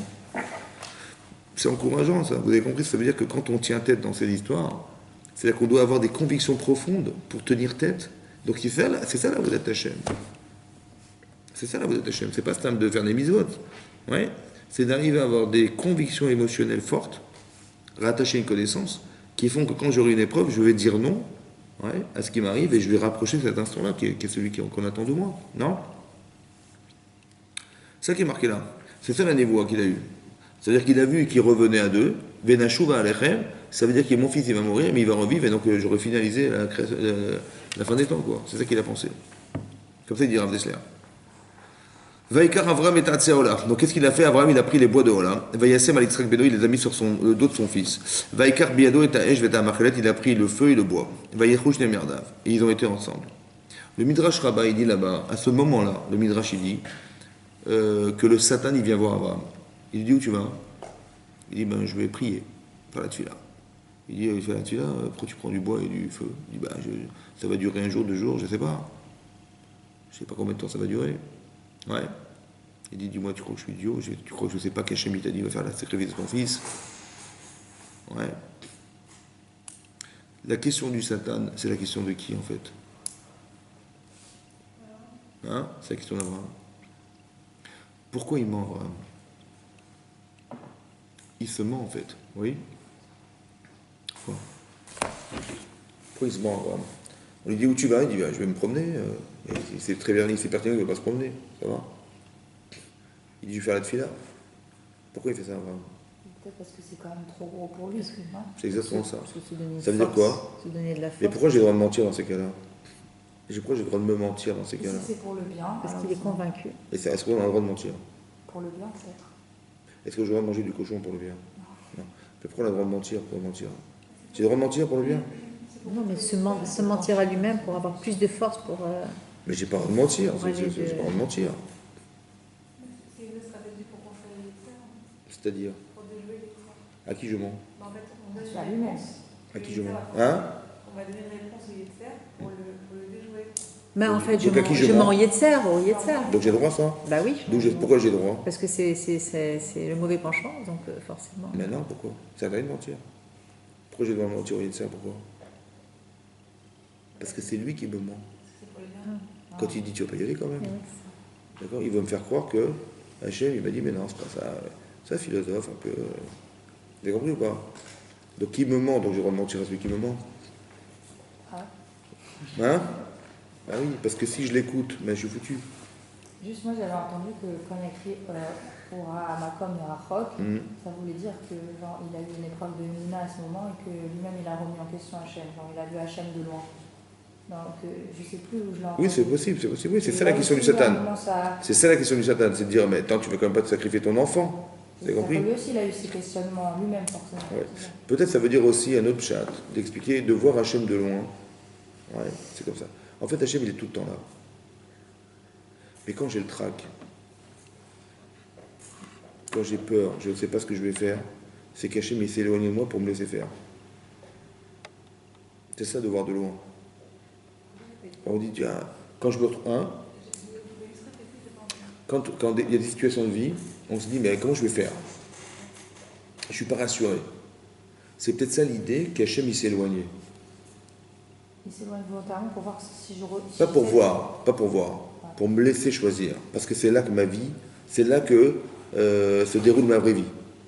Hachem, il m'accompagne, comme des parents, ils accompagnent, etc. J'apprends mon fils à faire du vélo, bon ben je le tiens par la selle et il roule. Mais à un moment donné, je vais le lâcher. Et puis quand il va tourner la tête, il va voir que je suis pas là, il va commencer à paniquer, ça va? Il va dire, ah papa, mais tu me tiens pas. Mais c'est là que je lui demande de voler par ses propres ailes. C'est là que tu vas devenir quelqu'un capable de déplacer en vélo. Oui. Donc quand on dit qu'Hachem, Abraham a vu Hachem de loin, ça veut dire qu'il était loin. Loin, ça veut dire qu'il n'était pas proche de moi, donc c'est à moi d'agir. Mais la question aussi, c'est la même chose. Ça veut dire que le fait que je me questionne, je dis, bah tiens, c'est bizarre ce qu'il me demande Hachem, donc je l'éloigne de moi. C'est aussi une manière de voir. Il y a deux façons de voir. Oui, soit c'est parce que j'ai quelque chose à faire et tout à coup je me retrouve seul, ouais, et là j'ai peur, et donc c'est là qu'on me demande d'agir pour pouvoir justement me rassurer, ou bien ça veut dire que j'ai des questions, et donc j'éloigne Hachem. C'est deux chambres. Ok, Vaikar Miado Taïj Vadachelet. D'accord? Donc en fait il a menti parce qu'il avait envie de contrecarrer cette peur. Ça va? Ou bien ça veut dire qu'il veut se laisser les moyens de respirer. Par exemple, si un enfant vous ment, il y a des gens qui n'ont pas compris que des fois, quand des enfants mentent, oui, j'ai pas le droit de lui dire écoute, tu crois que je suis un idiot et je crois que j'ai pas compris ton scénario. J'ai pas le droit de faire ça. Pourquoi? Des fois, pas toujours. Pourquoi j'ai pas le droit? Parce que si je sais qu'il a menti, en fait, son seul échappatoire, c'est le mensonge. Par exemple, quelqu'un, il n'est pas capable de faire une chose et il sait qu'il va échouer. Il sait qu'il va échouer. Mais moi, je l'oblige à faire. Donc, quelque part, il va être obligé de me mentir pour ne pas faire, pour ne pas tomber dans un échec. Mais moi, si je m'acharne en lui disant, écoute, je sais ce que tu penses, écoute, je suis pas un enfant, et je vais l'obliger, ben, c'est destructeur. Donc, des fois, il faut accepter qu'il mente. Parce que manifestement, il ne se sent pas capable d'agir tout de suite. Et s'il va agir, ça va être beaucoup plus compliqué d'éliminer le traumatisme que tu as créé en l'obligeant. Alors, il vaut mieux laisser mentir. Vous avez compris? Vayemer Yitzhak et Abraham. Sur ce, Yitzhak va dire Abraham. Aviv, Vayemer Aviv, Vayemer Ineni. Béni, Vayemer Ineni, béni. Vayemer Ine Ayesh. Il dit voilà, il joue le feu, Vayitzim et le bois, Veaye Aseleola. Il est où le C? Ça va? Maintenant, le Midrash Rabbah, il explique ici, dans ce passage de la Torah, il dit comme ça. Quand il a vu le Satan qui ne pouvait rien faire contre Abraham, parce qu'il était borné, il ne voulait rien savoir, il a été voir Yitzhak. Il a dit, écoute, tu sais, il est venu en se déguisant en enfant. Il dit, où tu vas? Il dit, ben, je vais à la yeshiva. Il dit, mais tu sais, tu préfères étudier la Torah vivant ou mort? Il dit, quoi mort? Il dit, tu sais bien que tu vas te faire égorger. Il dit, quoi? Il dit, mais c'est pas grave, je tiens tête. Il dit, oui, mais ta mère, elle a préparé des pierres précieuses, des trucs pour toi, et puis finalement, tu vas mourir, donc on va les donner à Ishmaël. Tout ton héritage, il va passer chez Ishmaël. Et tout à coup, il a pleuré. Il a été voir son père. Il dit, papa, mais il est où le C? Il est où le C? Parce que là, il n'y a pas d'agneau. Donc il a raison de Satan, c'est moi qui vais mourir. Vous avez compris? En fait, la question du Satan, c'est la sienne. En fait, il dit, mais c'est bizarre, on est parti, il n'y a pas d'agneau. Vous avez compris? Bon, il dit, bon, bah, c'est pas grave. Et là, il a commencé à avoir des doutes. Et donc, il a été voir son père, il a pleuré, il dit, mais papa, il est où le C? Et son père, il a pleuré, il dit, écoute, Il a dit la parole, il a dit Vayomer Avraham, Elohim iré loasé. Il dit Hachem, il pourvoira à ceci. Et sinon, béni. Ouais, Léola béni. Béni, Rachidi, béni, c'est quoi béni? Et sinon, béni, Afalpi Shevin, ouais, il dit béni, il dit Léola béni. Il dit comme ça, il dit Klomar yiré loasé Hachem, Veim en fait, et s'il n'y a pas d'agneau, et s'il n'y a pas de bélier, Léola béni. Ça s'attroit Léola. Et Afalpi Shevin Israël Shuolech li Sharet, bien qu'il ait compris tout à coup Israël que c'était lui l'objet de la Shrita. Il dit, il a été Veichou chez les Merdav, ils ont été ensemble, Belev Shavé. Ça va? Vous savez pourquoi Ishmaël il est venu le voir et avec orgueil, il lui a dit, tu sais, moi j'ai fait la Brit Mila avant toi, et je l'ai faite consciemment, et toi tu l'as fait inconsciemment. Ouais. Pour qu'il arrive à dire, mais toi tu as sacrifié une partie de ton corps, moi je vais sacrifier ma vie pour Hachem. Et c'est à ce moment-là qu'il vient de comprendre que ce qu'il a accepté d'être, c'est ça qu'on lui propose. Vous avez compris ça? Ça veut dire que qu'est-ce qui va se passer? Écoutez-moi bien. Il nous arrive des épreuves dans la vie, on ne comprend pas. C'est vrai. Il faut dorénavant comprendre que ce que vous vivez maintenant, ça va vous servir demain. Et si vous ne l'acceptez pas, on ne pourra pas continuer à l'étape suivante. C'est ça qui est marqué là. Qu'un jour, Ishmaël, il est venu voir son père, et puis voilà, il s'est un peu disputé avec son frère, et il a dit, voilà ce qu'il lui a répondu. Mais ce qu'il lui a répondu, c'est ce qu'il voulait être. Vous avez compris? Alors, Achar Devarim Haele, Hachem est pour Avraham. Mais lui, il ne sait pas ce qui va lui arriver. Vous avez compris ce qui se passe? C'est-à-dire, moi je le comprends comme que ce que vous vivez au présent, ouais, il faut l'accepter parce que c'est qu'une étape dans ce qui va se passer demain. Et si j'échappe à cette étape-là, alors on ne pourra pas me proposer ce qui va demain, et puis ça prend peut-être des années pour l'atteindre. Vous avez compris?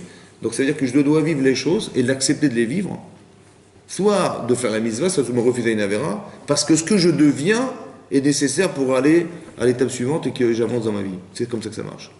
C'est ça qui est marqué là. Que maintenant il a été, vous avez compris, il va falpi chez Yitzhak Yevi dans l'arc Lishachet.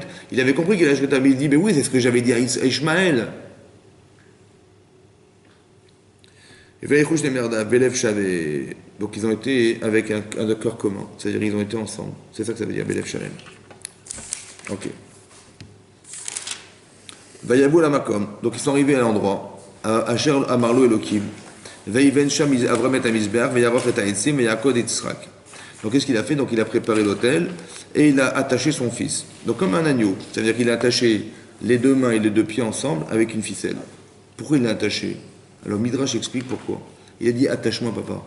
Parce que j'ai peur que quand tu vas mettre le couteau, je vais trembler et tu vas rater la shrita. Truc de fou quoi. Donc il a dit il faut absolument que le korban soit cachère.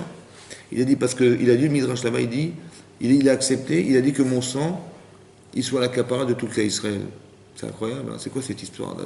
Déjà ils avaient pensé au clan Israël, il a dit que ce sang que je vais verser, il puisse être une capara pour le clan Israël. Il faut comprendre ce que ça veut dire ça. En quoi son sacrifice va servir un jour dans l'histoire. Oui, avec l'Israël. Il y a pas de... Eux, ils savaient qu'ils allaient faire ça, ouais, il servira. Alors peut-être qu'il a pensé que ça va se passer avec quelqu'un d'autre que lui, oui.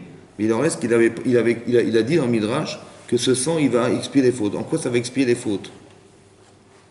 En quoi un acte présent va pouvoir expier des fautes dans le futur? En quoi ça va réparer quelque chose dans le futur? Hein? C'est le principe du mérite. C'est-à-dire?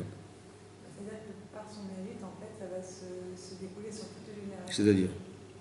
Par son acte, en fait. Non mais j'ai pas compris ce que ça veut dire. Ça veut dire quoi? Je fais quelque chose maintenant, ça va servir aux autres. En quoi ça va servir? C'est moi. En quoi ça va servir aux autres?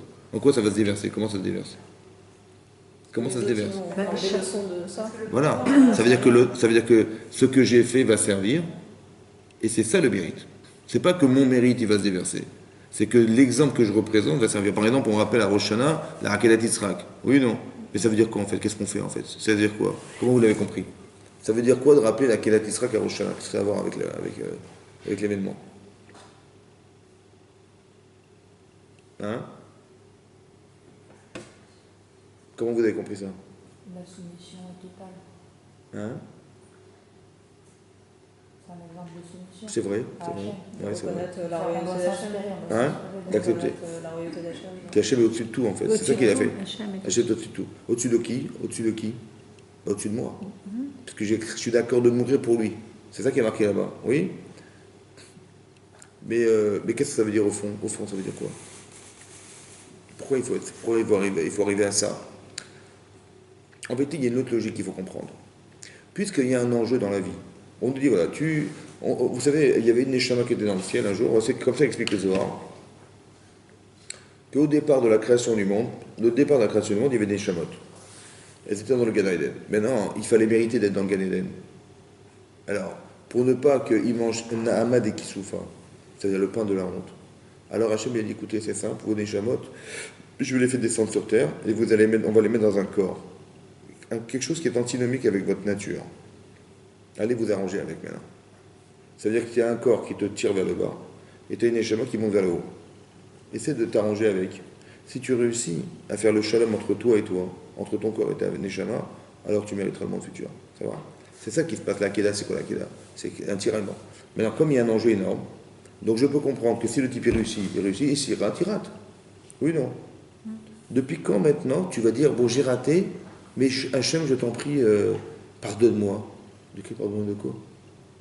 À Rosh Hashanah, qu'est-ce qu'on fait? On demande Rachamim. Oui? C'est logique dans votre tête. C'est logique ça? Mais non, c'est où tu réussis, tant mieux. Si tu rates, tu rates. Tu assumes. Pourquoi maintenant j'ai raté, j'ai fait des avérotes, et je demande à Hachem, voilà, Rosh Hashanah, on fait Kippour, et on demande Teshuvah. Mais non, tu assumes. Si tu as réussi, super, tu as raté, c'est fini. Oui, non. Pourquoi pourquoi existe Rosh Hashanah? En rapport avec la Israël, c'est quoi la logique? Revivre dans l'histoire où il y a toujours une deuxième chance, quoi. Elle est où la deuxième chance ici? Il n'y a pas de deuxième chance. Pas de deuxième chance, mais... C'est quoi l'idée de la Kedat Yisraël qui est en rapport avec la Rosh Hashanah?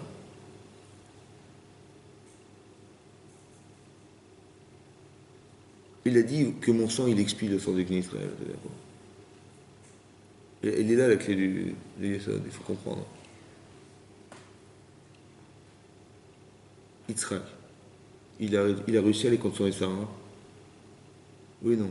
Bah oui, Oui, non. Et Abraham, aussi. ça veut dire qu'il nous a permis d'être capables de nous battre contre Sarah à l'extrême limite de ce qu'on est. Oui, non.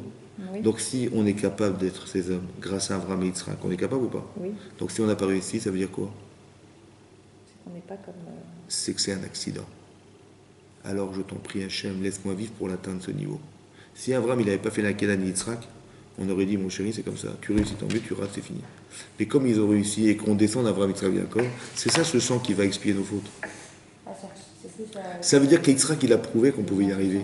Et comme il a prouvé, c'est pas que lui l'a prouvé pour lui-même, c'est qu'il a intégré dans la Neshama du Klal Yisraël cette capacité à dire non à l'extrême limite de soi. Chaque juif il est capable de ça. Donc je dis, puisque chaque juif est capable de ça, c'est pour ça qu'est venu Rosh Hashanah.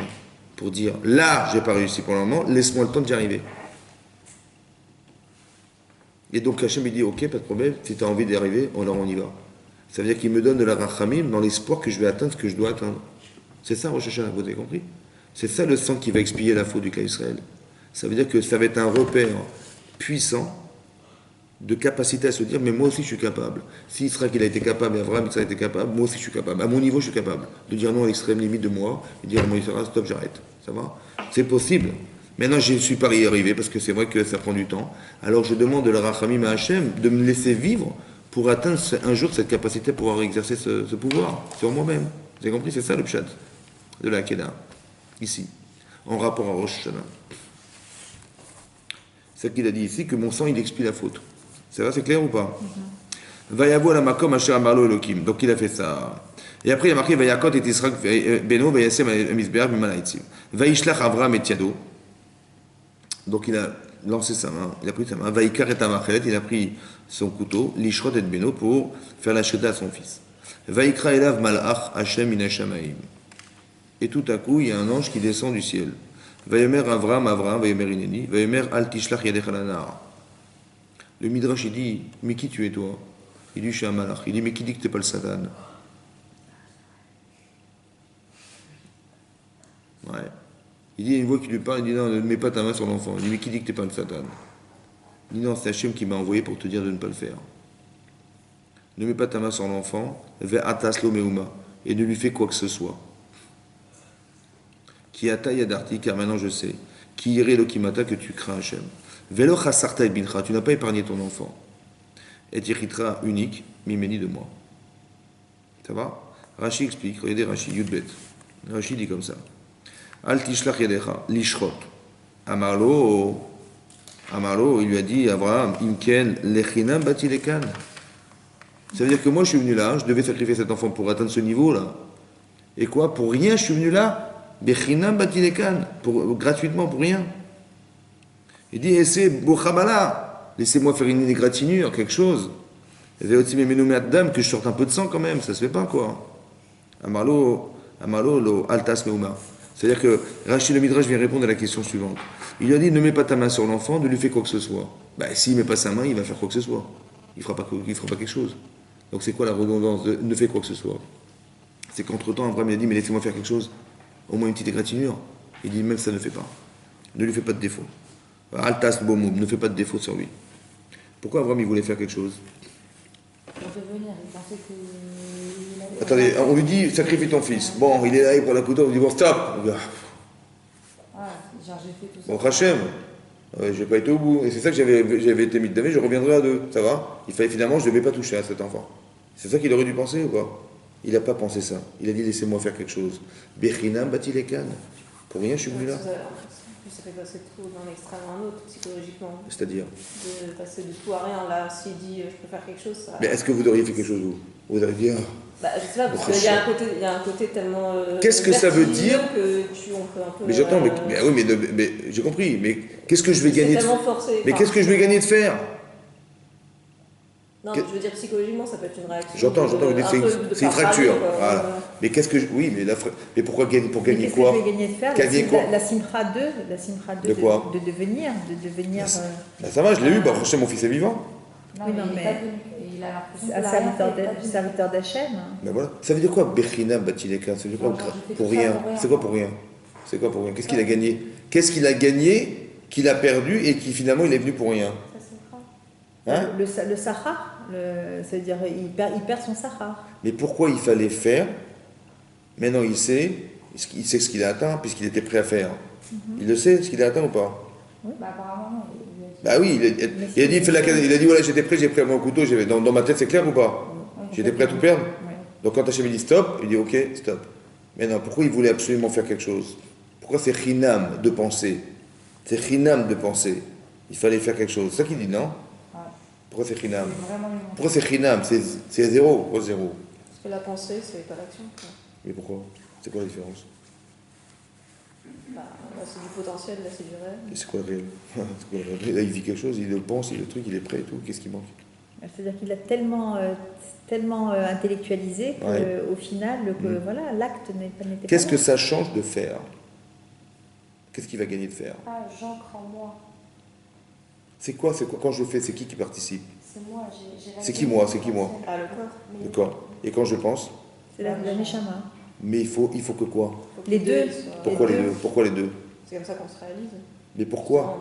Pourquoi il faut pas? J'étudie la Torah, voilà, je connais toute la Khana. Pourquoi il faut que j'agisse? Pourquoi faire?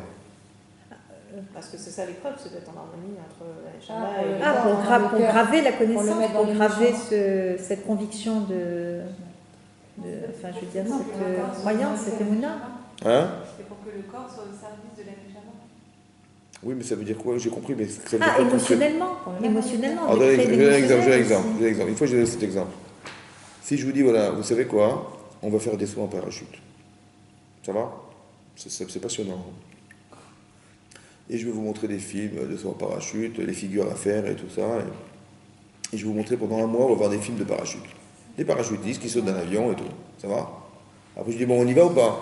Alors, vous me dites, bah oui, on va y aller. C'est bon, je suis prête. Je suis prêt, on y va. Qu'est-ce que je fais? Alors, on monte là-haut, on monte à 4000 mètres d'altitude. Alors, je vous mets la combinaison, je vous mets le parachute et tout, je vous mets le casque et tout. Et j'ouvre la porte et vous voyez en bas.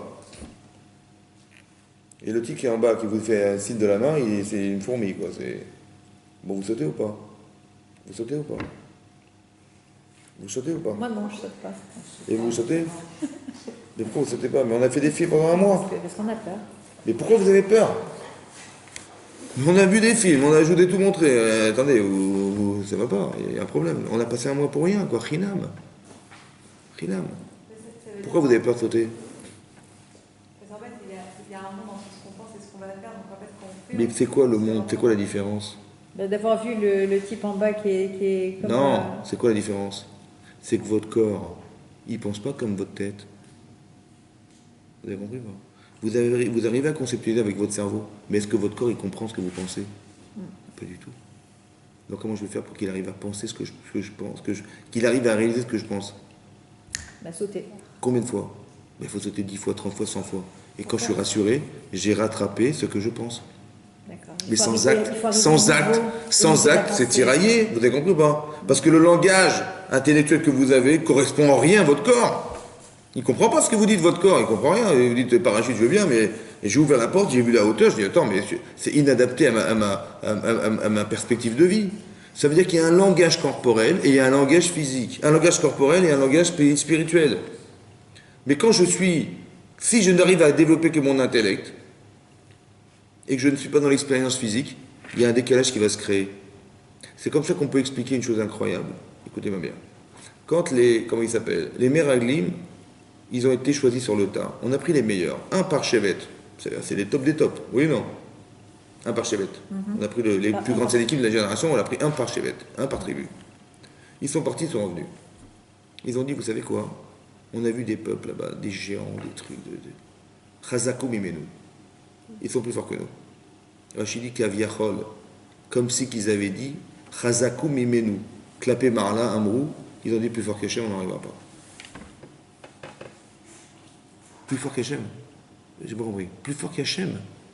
C'est vrai, oui. Mais c'est Dieu qui les a créés. Il va pas pouvoir s'en débarrasser, tu crois? C'est enfantin. On dirait des enfants, quoi. Oui? C'est quoi? Qu'est-ce qu'ils ont dit alors? On a pris les meilleurs, ils ont dit on n'y arrivera pas. Hein. Ils sont plus forts qu'Hachem. J'ai pas compris. Ils ont été convaincus d'Israël. Mais c'est stupide. Comme si qu'ils avaient dit c'est plus fort que Dieu, on n'y arrivera jamais. Hein. Comment c'est possible ça? Parce qu'il y avait un décalage entre leur corps et entre parce qu'ils ont vécu 200 ans dans l'esclavage et qu'ils étaient encore trop collés à leur corps. Il y a un décalage en fait. Mais il n'y a pas besoin de passer par l'Égypte. Hein. Si je vous mets quelqu'un qui est géant devant vous, il mesure la tour Eiffel. Vous voyez les pieds de la tour Eiffel? Les pieds de la tour Eiffel? Ben, c'est ces pieds-là, voilà, c'est cet endroit, c'est ces pieds-là. Et quand il lève son pied, vous avez une ombre comme ça qui vous écrase. Comment vous sentez? Hein? La pensée. Pas très bien. Mais Hachem, il vous a dit de rentrer en Israël, alors, il faut avoir confiance quand même. Donc votre cerveau, il dit, bah oui, je vais y aller, mais votre corps, qu'est-ce qu'il ressent? Oui, qu'est-ce qu'il ressent votre corps? Vous avez peur ou pas? Oui. Oui, vous avez peur ou pas? Vous avez peur ou pas? Oui. Si vous avez peur, c'est qu'Hachem, il n'est pas assez fort. Parce que s'il était assez fort, ben vous auriez dit, ben, c'est de la rigolade. Vous avez compris ou pas? C'est ça que je vous explique, qu'il y a un discours corporel qui n'est pas un discours émotionnel, intellectuel. On a pris les meilleurs, ça veut dire quoi? Les plus chachamim. Mais est-ce qu'ils ont l'expérience de ce qu'ils savent? Pas forcément. Donc ils vont arriver à un décalage. C'est-à-dire qu'ils vont avoir peur de ce qu'ils vont dire. Donc, Kaviachol, c'est comme si qu'ils avaient dit, mais même Hachem, il ne pourra pas nous aider. C'est pourquoi? Parce que si j'ai peur de ce que j'ai vu, c'est qu'Hachem n'est pas assez fort. Vous avez compris ça? Parce que s'il était assez fort dans ma conscience, dans mon corps, ben j'aurais dit, mais les pauvres, j'aurais dit pour eux les pauvres. Mais pas pour moi les pauvres. Vous avez compris ou pas? Donc la peur, en vérité, c'est révélateur qu'Hachem n'est pas assez grand. C'est ça que ça veut dire. Ça veut dire qu'il faut bien comprendre deux choses. Il y a ce que vous savez, mais ce que vous expérimentez qui vous fait devenir. Il faut que votre corps, il arrive à adhérer. Ça va? Pourquoi c'est important que votre corps, il arrive à adhérer? Pourquoi faire? Pour qu'il y ait un équilibre entre... Pourquoi faire? Pourquoi? Mais que ma tête, elle pense, ça suffit. Pourquoi ça lui suffit pas? Non, ça veut dire, sinon c'est pas la Neshama qui contrôle. Il faut que ce soit la Neshama qui contrôle. Elle contrôle la Neshama, puisque ma tête, ça l'éclaire. Hein. Non. C'est juste que j'ai peur. Si le corps, il fait pas, ça veut dire que la Neshama, elle ne contrôle pas le corps. Hein. Bah, ça veut dire quoi, ça veut contrôler? dire qu'il y a deux... C'est vrai ce que vous dites, c'est vrai ce que vous dites, c'est vrai. Mais pourquoi je dois arriver à un épanouissement où j'arrive à ce que mon corps, il arrive à la simcha d'Abraham, comme Isdarez, que pour nous, ça paraît complètement incohérent, mais lui, son corps, il dit, mais oui, j'ai envie d'y aller. Bah, c'est ça le... Il faut l'intégrer. Pourquoi il faut intégrer son corps avec? Pourquoi? C'est ce que vous avez dit, que les Neshamot, elles sont descendues sur Terre pour être un avec le corps. Mais pourquoi en vérité? Pourquoi? C'est vrai, mais pourquoi? C'est parce que comme ça, le corps ne fait plus écran par rapport Et pourquoi? à Et pourquoi? parce que le corps est totalement intégré comme spirit. Et pourquoi il faut qu'il s'intègre? Bah, c'est le résultat d'un travail Pourquoi faire? personnel. Pourquoi faire? Pour qu'il n'y ait plus de terrain. Oui, c'est vrai, c'est vrai. Mais je pense peut-être pourquoi? Parce qu'un jour, il y aura Triatamétim. Oui, non? On va revivre avec son corps ou pas? Neshama, On va revivre avec son corps ou pas? Non. Oui. Pardon? Ah bon? On va revivre avec son corps ou pas? Ah Ben, je savais pas. Ben oui. Mais si mon corps il est en porte-à-faux avec moi, il ne pourra pas revivre. Donc il faut qu'il revive avec moi.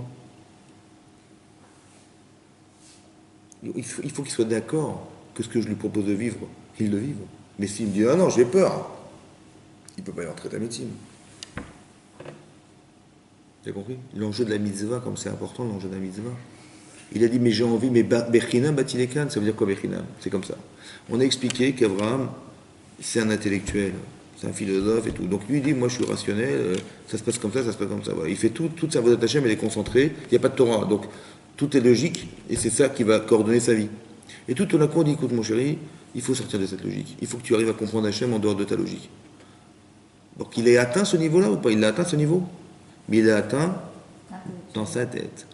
Mais donc, on me dit, bah, stop, on arrête là. Comment ça, on arrête là? Vous rigolez quoi? Mais j'ai envie d'atteindre cet homme. Je veux devenir cet homme. Laissez-moi faire quelque chose. Alors, c'est quoi la conclusion qu'il n'a pas fait? Si, il a dit, ah, Hachem lui a donné cette madriga, c'est obligé de dire comme ça. Ça veut dire qu'il lui lui a donné pour lui. Attendez, je vous explique. Vous avez compris ça? Ça veut dire que, il a dit, mais laissez-moi, Bechina, Batileka, c'est-à-dire que j'ai compris quelque chose que je ne peux pas réaliser. Mais ça veut dire qu'il y a une partie de moi qui ne l'a pas réalisé. Ça veut dire que ça restait intellectuel. C'est comme ça que tu m'as lu une histoire dans un livre et j'ai entendu l'histoire. Non, je veux vivre, laissez-moi faire quelque chose. Il dit non, tu vas faire un mot, laisse tomber. On te donne cette madriga. Maintenant, ce qu'il faut comprendre, c'est la chose suivante. Vous avez compris ça? Ok. Maintenant, quand on dit dans la tfila Eloké Avraham, Eloké Yitzhak, Eloké Yaakov. Là, je vous ai donné un exemple de ce qui est devenu Abraham. Nous, on dit dans la prière, Baruch Ata Hashem, Eloké Avraham, Eloké Yitzhak. Ça veut dire quoi? Pourquoi on invoque les Avot? Pourquoi on invoque les Avot, les Avraham, ça veut dire quoi? Pourquoi faire? On dit voilà, nous on a fait des Averot, ouais, mais Bisrout, la Hakedat Yitzhak, alors Hachem pardonne-nous, et Bisrout, on sonne du chauffard parce qu'il y a eu la Hakedah, on sonne du chauffard, le son du chauffard, et donc pardonne-nous pour le son du chauffard. Oui? Ça vous paraît normal qu'Hachem dise ah oui, grâce à Abraham, je vais vous pardonner. J'ai pas compris. C'est quoi? Comment on invoque les Avot pour demander la Rachamim à Hachem? Ah, parce que Hachem il aime les Avot, donc il nous aime parce qu'on est ses enfants, eh ben il va changer le din Hachem. C'est logique ou pas ça? Est-ce qu'on peut changer le din? Vous avez un juge, ouais, il va juger ses enfants, il va juger les voisins. Bon, et comme c'est ses enfants, il va s'arranger avec le din, évidemment, ses enfants. Mais ce din, il est caché ou pas? Il est caché ce din là? Non. Donc ça veut dire quoi? J'invoque les Avot pour refaire. Pour soudoyer Hachem, j'ai pas compris, c'est pour refaire.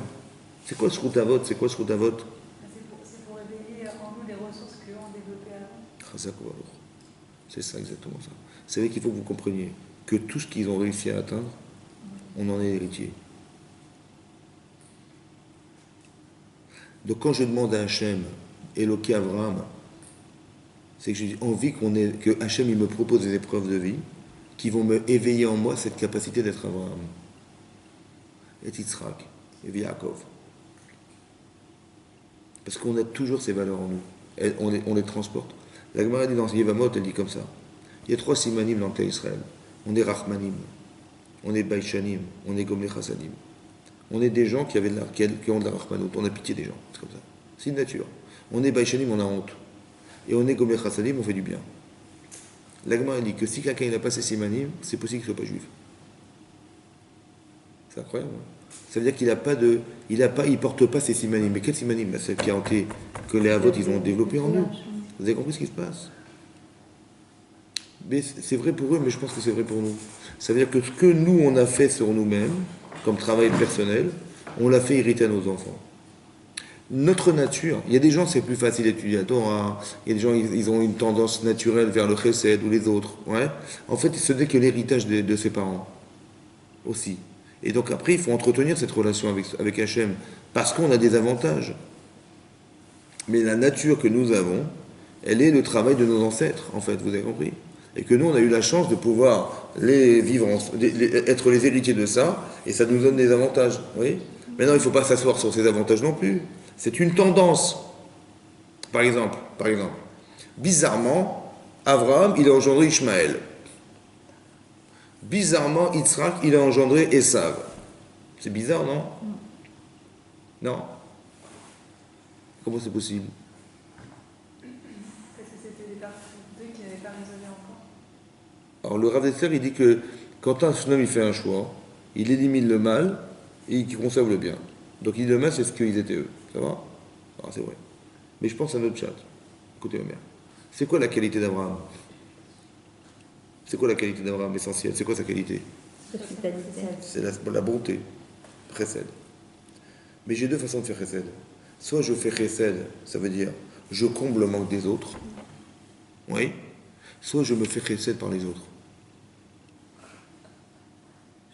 J'ai la mida d'Abraham, hein, mais comment je l'articule? C'est horrible. Il n'était pas rachat, Ishmaël. C'est qu'il a utilisé, il a orienté cette mida contre les autres. Mais pour lui. Vous avez compris? Il veut se faire plaisir. Pas il veut faire plaisir. Bon. Yitzhak, c'est quoi Yitzhak? Sa qualité, c'est la rigueur, l'introspection. Mais en vérité, il a du Yitzhak. Donc qu'est-ce qu'il fait? Il se fait violence en permanence. Pour dire non, je refuse, machin. Voilà. Il fait tchouba en permanence. Oui? Ça, c'est Yitzhak. Il va engendrer un enfant qui s'appelle Esav. C'est quoi Esav? C'est que la mida qu'il a hérité de son père, qui est la gvoa, il a une force en lui incroyable, il a une énergie incroyable de pouvoir se faire violence et pour éviter l'Yetzer. Qu'est-ce qu'il fait Esav avec? Il inverse. Il fait violence aux autres, il tue Nimrod, il tue machin, il tue les gens. Vous avez compris? En fait, il a hérité de la mida de son père. Mais qu'est-ce qu'il fait avec? C'est mauvais. Ben oui. C'est-à-dire qu'on a tous hérité de quelque chose, mais qu'est-ce qu'on fait avec? Et vous allez vous rendre compte que des grands Réchaïm de l'histoire, ça aurait pu être des grands tzadikim. Seulement, ils ont utilisé ce pouvoir contre les autres, dans leur intérêt personnel. Mais c'est des gens qui avaient des grandes facultés. Seulement, le problème, c'est l'orientation, vous avez compris. C'est pour ça qu'il faut faire attention. Qu'on a des valeurs, on a des qualités, mais il faut savoir l'utiliser dans le vrai sens, dans le bon sens, pas dans le mauvais sens. Vous avez compris? Que quand je l'utilise pour moi, ben, je suis un rachat, et quand je l'utilise pour les autres, tout à coup, ça devient... Il faut que ça ait un sens. Vous avez compris? Abraham, il a utilisé ses qualités pour combler le manque des autres. C'est-à-dire que la réflexion, c'est pas comme des enfants qui attendent des autres d'être comblés par les autres, mais comme des adultes qui réfléchissent à je sais pas qu'est-ce que je vais pouvoir faire pour les autres. C'est-à-dire, il y a des manques autour de moi, c'est plus moi le centre d'intérêt, j'essaie pas d'exploiter les autres pour combler mes manques, mais j'essaye de comprendre les manques des autres pour les combler. C'est ça la différence. La dit tzaddik et le rachat. Le rachat, il va rester un enfant. Papa, il me donnait ça, maman me donnait ça, on faisait à manger, on faisait machin. Il est rachat minorav, ça veut dire qu'il est tout le temps en attente des autres. Et quand c'est pas prêt, ben, il va crier. Parce qu'il attend qu'on le comble. Mais à un moment donné, il faut que tu bascules à l'âge adulte, c'est-à-dire ne pas réfléchir à ce qui te manque, mais réfléchir à ce qui manque. Et c'est ça ton travail, c'est d'arriver à combler ce qui manque. En couple, avec tes enfants, avec machin. Tu n'es là que pour ça, pour combler les vides. Ça va? Et ben c'est ça le chesed. C'est ça. Et donc on a hérité cette qualité d'avoir toujours envie, ouais, de combler le manque. C'est pour ça qu'Abraham, on va lui dire, Veni vrechu becha ou bezaracha, que seront bénis par toi et ta descendance, Kol mishperot adama, toutes les familles de la terre. Ou Kol goyares, toutes les nations de la terre. Pourquoi?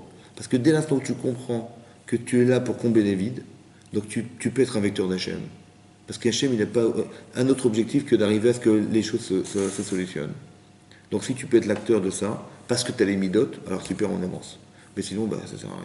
Par exemple, vous allez voir que Sodome, ça va être détruit, qu'il y a eu le déluge, parce que bon, on est arrivé à un seuil où c'était plus plausible. Parce qu'on était dans une logique inversée où les gens ils pensaient qu'à vivre sur le dos des autres. Ouais, c'est pas possible. Donc il faut que tu comprennes une logique inversée qui est de dire, tu as l'impression de perdre en partageant, mais en fait tu gagnes. Parce que tu es comme avec tes enfants, tu perds, mais tu gagnes l'épanouissement, tu gagnes d'avoir élevé des gens, tu gagnes d'avoir permis à des gens d'exister, et ça va te revenir un jour. Parce qu'Hachem, il te donnera une bracha parce que tu rentres dans cette perspective de vie. Vous avez compris? C'est ça qui est marqué, c'est ça l'Akedah. Peut-être l'Akedah, c'est d'expliquer qu'au final, tout ce qu'a fait Abraham et tout ce qu'a fait Yitzhak, on en est les héritiers. Et c'est ça qui nous permet de dire, de rappeler l'Akedah d'Yitzhak et de dire, mais puisqu'on descend d'Yitzhak et d'Abraham, alors on peut demander à Rachamim à Hachem de nous permettre d'atteindre ce qu'ils ont atteint. Qui est le but en fait, c'est d'arriver à dire non à son Yitzhak de façon totale. Et donc quand Hachem il dit ça, quand à la fin il dit Kilo chasarta el bincha, regardez ce que dit Hachem, Rachid dit, oui, il dit comment il s'appelle? Rachid amène comme ça, il dit à la fin, hein, il dit que maintenant j'ai des réponses au Satan et j'ai des réponses au Motalam, pourquoi je suis tellement attaché à vous. Comme si qu'un jour un Hachem il a besoin de se justifier devant les goïms, il a dit vous savez pourquoi j'ai choisi Israël? Parce que voilà, C'est incroyable. Ça veut dire que ça va être une question qui va être posée un jour. Pourquoi eux et pas nous? Alors il dit, fais ça, comme ça je prouverai aux gens que c'est vous que j'ai choisi parce que vous avez été les personnes les plus attachées à Hachem et c'est pour ça que je vous ai choisi. Donc quand nous on sait ça, on doit savoir qu'on va avoir forcément quelque chose qui va s'opposer à Hachem. C'est soit les Goïms, soit nous, soit les Satan, et qu'il va falloir se battre contre ça et contre ça. Se battre, ça veut dire arriver à trouver des arguments pour justifier intellectuellement ou alors physiquement que c'était la bonne voie, c'est ça qu'il fallait faire, vous avez compris? Voilà. Et donc c'est ça que je voulais vous expliquer ce soir pour la Kedat Yitzhak. Le Rav Dessler, il va même plus loin parce qu'il explique que pourquoi finalement c'est pas Hachem qui l'a empêché de faire la Kedat de son fils. Parce que le Midrash il dit là-bas, il dit mais bon, Abraham il a finalement ça s'est arrêté là. Il dit bon, j'avais des questions à te poser mais je te les ai pas posées, maintenant je te les pose. Il dit voilà, pose-les-moi. Il dit voilà, tu t'es contredit, tu m'as dit tu es cet enfant unique et tu m'as promis d'avoir des enfants, une descendance nombreuse. Tout ça, il a expliqué à Hachem, il dit je me suis pas contredit. Je t'ai juste demandé de le monter en tant que Ola, je t'ai pas demandé de le tuer. Ok, voilà ce qu'il est Midrash. Il dit monte-le, descends-le. Bon, c'était quoi l'enjeu alors? Pourquoi s'il s'était trompé? Si Abraham il n'avait pas compris ce qu'il avait dit, pourquoi Hachem il a laissé faire? Et pourquoi c'est pas Hachem qui lui dit stop? Il lui dit vas-y, fais ça, et après il dit ça a réussi, Razak super, stop. D'accord? Pourquoi c'est pas Hachem qui lui a dit arrêter? Pourquoi c'est un ange? Et pourquoi c'est un ange? C'est quoi la différence entre lui et un ange? Alors l'ange, c'est ce qui représente le Olamazé, ça veut dire tout ce qui vit autour de vous, ce sont des anges. L'énergie, c'est des anges. Ça va? Par exemple, la matière, c'est quoi la matière? C'est des atomes. Qu'est-ce qu'il y a dans les atomes? C'est quoi un atome? Là, c'est un espace vide avec un neutron qui tourne en rond. 90% de l'atome, c'est du vide. Donc qu'est-ce qui fait que c'est dur alors? Puisque c'est vide. Ben, c'est les neutrons qui tournent, qui créent une énergie, qui consolide. Et plus il y a de neutrons, plus il y a d'atomes, et plus c'est dur. Mais c'est vide en fait. La matière, elle est vide. Ça va? Donc, mais c'est pour dire quoi? Pour expliquer oui, que ce que tu vois, tu as l'impression de voir quelque chose, mais en fait c'est vide. C'est incroyable que Hachem il a créé ça pour que tu arrives à être ma'amine, qu'au fond derrière c'est lui. Donc plus tu vas creuser dans la nature, et plus tu vas te rendre compte que finalement il n'y a rien. Quoi. C'est bon. C'est vide, il n'y a rien. C'est que la volonté d'Hachem qui crée. Donc c'est quoi l'énergie? C'est l'ange. Donc en vérité, l'Olamazé c'est l'ange. C'est ça que je voulais vous expliquer. Donc il dit, le Rav Dessler il explique que si tu dis que le Mashiach il va venir, parce qu'Avraham il a fait la Kedat Yitzhak, ce message il ne peut pas être universel. Donc ça va s'arrêter là. Par contre, ce que tu as fait, ça va servir au clan Israël. C'est-à-dire que ce que tu vas faire, le bélier, il va remplacer ton fils, et le bélier, ça va être la corne, ça va servir au chauffard, les guidim, ça va faire la harpe de David Ameller, chaque chose a été utilisée pour l'histoire. Et ça veut dire que quelque part, ça veut dire quoi? Ça veut dire que ce qu'a vécu Abraham, ça pouvait servir, mais ça va nous servir à nous, ça ne servira pas à finaliser la fin des temps. Ce qui était le projet, en fait, au départ. Vous avez compris, quand il a prophétisé que son fils reviendrait, c'est qu'il a dit il va mourir finalement, puisque sinon ça serait chéquer de croire que Hachem il m'a dit un mensonge. Non, il m'a dit la vérité, donc il va mourir mais il va revivre. Et s'il va revivre, c'est qu'on va arriver à la fin des temps, et à la fin des temps, c'est-à-dire que je vais solutionner la faute de Adam Arishon, puisqu'on arrive au bout. Il dit c'est vrai ce que tu as pensé, mais pas tout de suite. C'est pour ça que c'est le malach qui l'empêche de faire. C'est le Olamazé qui lui dit stop, pour dire ce message n'est pas cohérent. Par contre, ce que tu as vécu a un sens et ça va servir pour Israël, donc ça va nous servir à nous jusqu'à la fin des temps. Cette lignée-là, qui est Israël, qui créera Zara, que par Israël ta descendance s'appellera, ça veut dire que ça va continuer avec toi, c'est ta raison. Et tout ce que tu as réussi à faire, oui, ça va être la base de la construction du clan Israël. Parce qu'on a des midotes, parce qu'on a une capacité de résistance, parce qu'on a une capacité de désirer les mitzvot. On l'a en nous, c'est comme ça. On n'a pas besoin de vendre aux gens ce principe, il existe en nous, il est présent chez nous.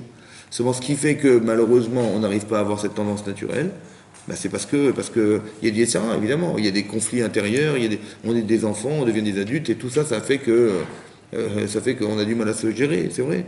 Mais il faut savoir qu'on a cette potentialité. C'est juste une question de temps. Oui. Donc on étudie la Torah, on pratique des mitzvot pour arriver justement à finaliser cette réalité-là, qu'on soit capable un jour de dire non à la Avera et de dire oui à la mitzvah avec Simcha, et voilà, c'est le but à atteindre. Et c'est possible parce qu'Abraham il a fait la Kedat Yitzhak, la finalité des épreuves, par échelon. La 10e épreuve, c'est celle-là, donc ça veut dire qu'il a sacrifié sa vie, quoi, et ses projets personnels. Donc c'est pour ça que le Rambam dit que si quelqu'un, il arrive à un Kiddush Hashem, on va dire, Abraham il avait fait peut-être une bêtise de ne pas venir à Korban. Mais qu'est-ce qu'il avait fait lui? Quelle bêtise il a fait? Rien. C'est d'atteindre une madriga, ça va? La madriga de dire qu'Hachem est au-dessus de tout. Et que je suis d'accord de tout vivre pour Hachem. C'est ça la Kiddush. C'est ça que le Rambam il explique là-bas, que si quelqu'un il doit mourir en Kiddush Hachem, oui, En Ma'ala ke Ma'alato Began Eden. Il n'y a pas plus grand niveau dans le Gan Eden. Pourquoi? Parce qu'il n'y a plus de corps, il n'y a plus d'Yetzer. Il n'y a plus rien. C'est-à-dire qu'il a tout donné. Vous avez compris? C'est ça la Kiddush. C'est de comprendre que si, quand on dit qu'il y a eu la Shoah, il y a des arachis Shivot, des tzadikim, ils sont morts. C'est ça la Torah, c'est ça. La Torah, ils sont morts comme brûlés dans des fours crématoires. Oui. En vérité, c'est vrai que l'Allemand, il le met dans le four crématoire. C'est vrai que quand Esav, il arrive, il veut tuer Yaakov. Mais il ne se rend même pas compte, Esav, qu'il a permis à Yaakov de devenir Israël. C'est que la pression qu'il a exercée sur lui, ça lui a permis d'atteindre le niveau d'Israël qui est le nôtre.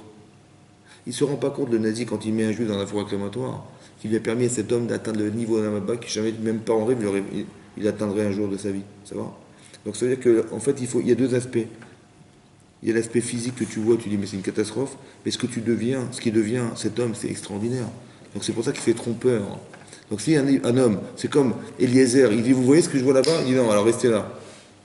Il ne faut pas qu'on soit capable de voir seulement le physique et de tomber dans l'aspect physique parce que ça arrive à nous tuer là-dessus. C'est la question qui nous tue, qui est de dire tu vois, c'est passé là, Dieu il est où là-dedans? La question elle est là.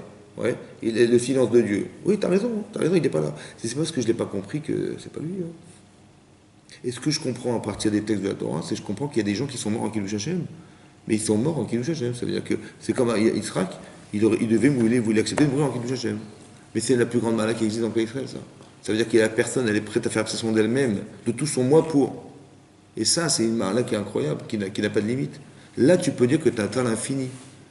Parce que ça ne peut pas se vendre, vous avez compris? Tu ne peux pas l'échanger contre autre chose, donc c'est infini. C'est ça qui est marqué ici. Et bien ce niveau, ils l'ont atteint, ces gens-là. D'accord? Donc tu peux voir ou le côté catastrophique, ou tu peux voir le côté formidable de la situation. C'est toi qui juges et c'est toi qui vois. Avec les lunettes de la Torah ou sans les lunettes de la Torah. Si tu ne mets pas les lunettes de la Torah, bah, tu vas avoir une catastrophe. Et si tu mets les lunettes de la Torah, tu vas dire tu dis, bah, j'aurais peut-être voulu être à sa place. Vous avez compris la différence? Chazak ou Baruch, merci beaucoup, Chazak.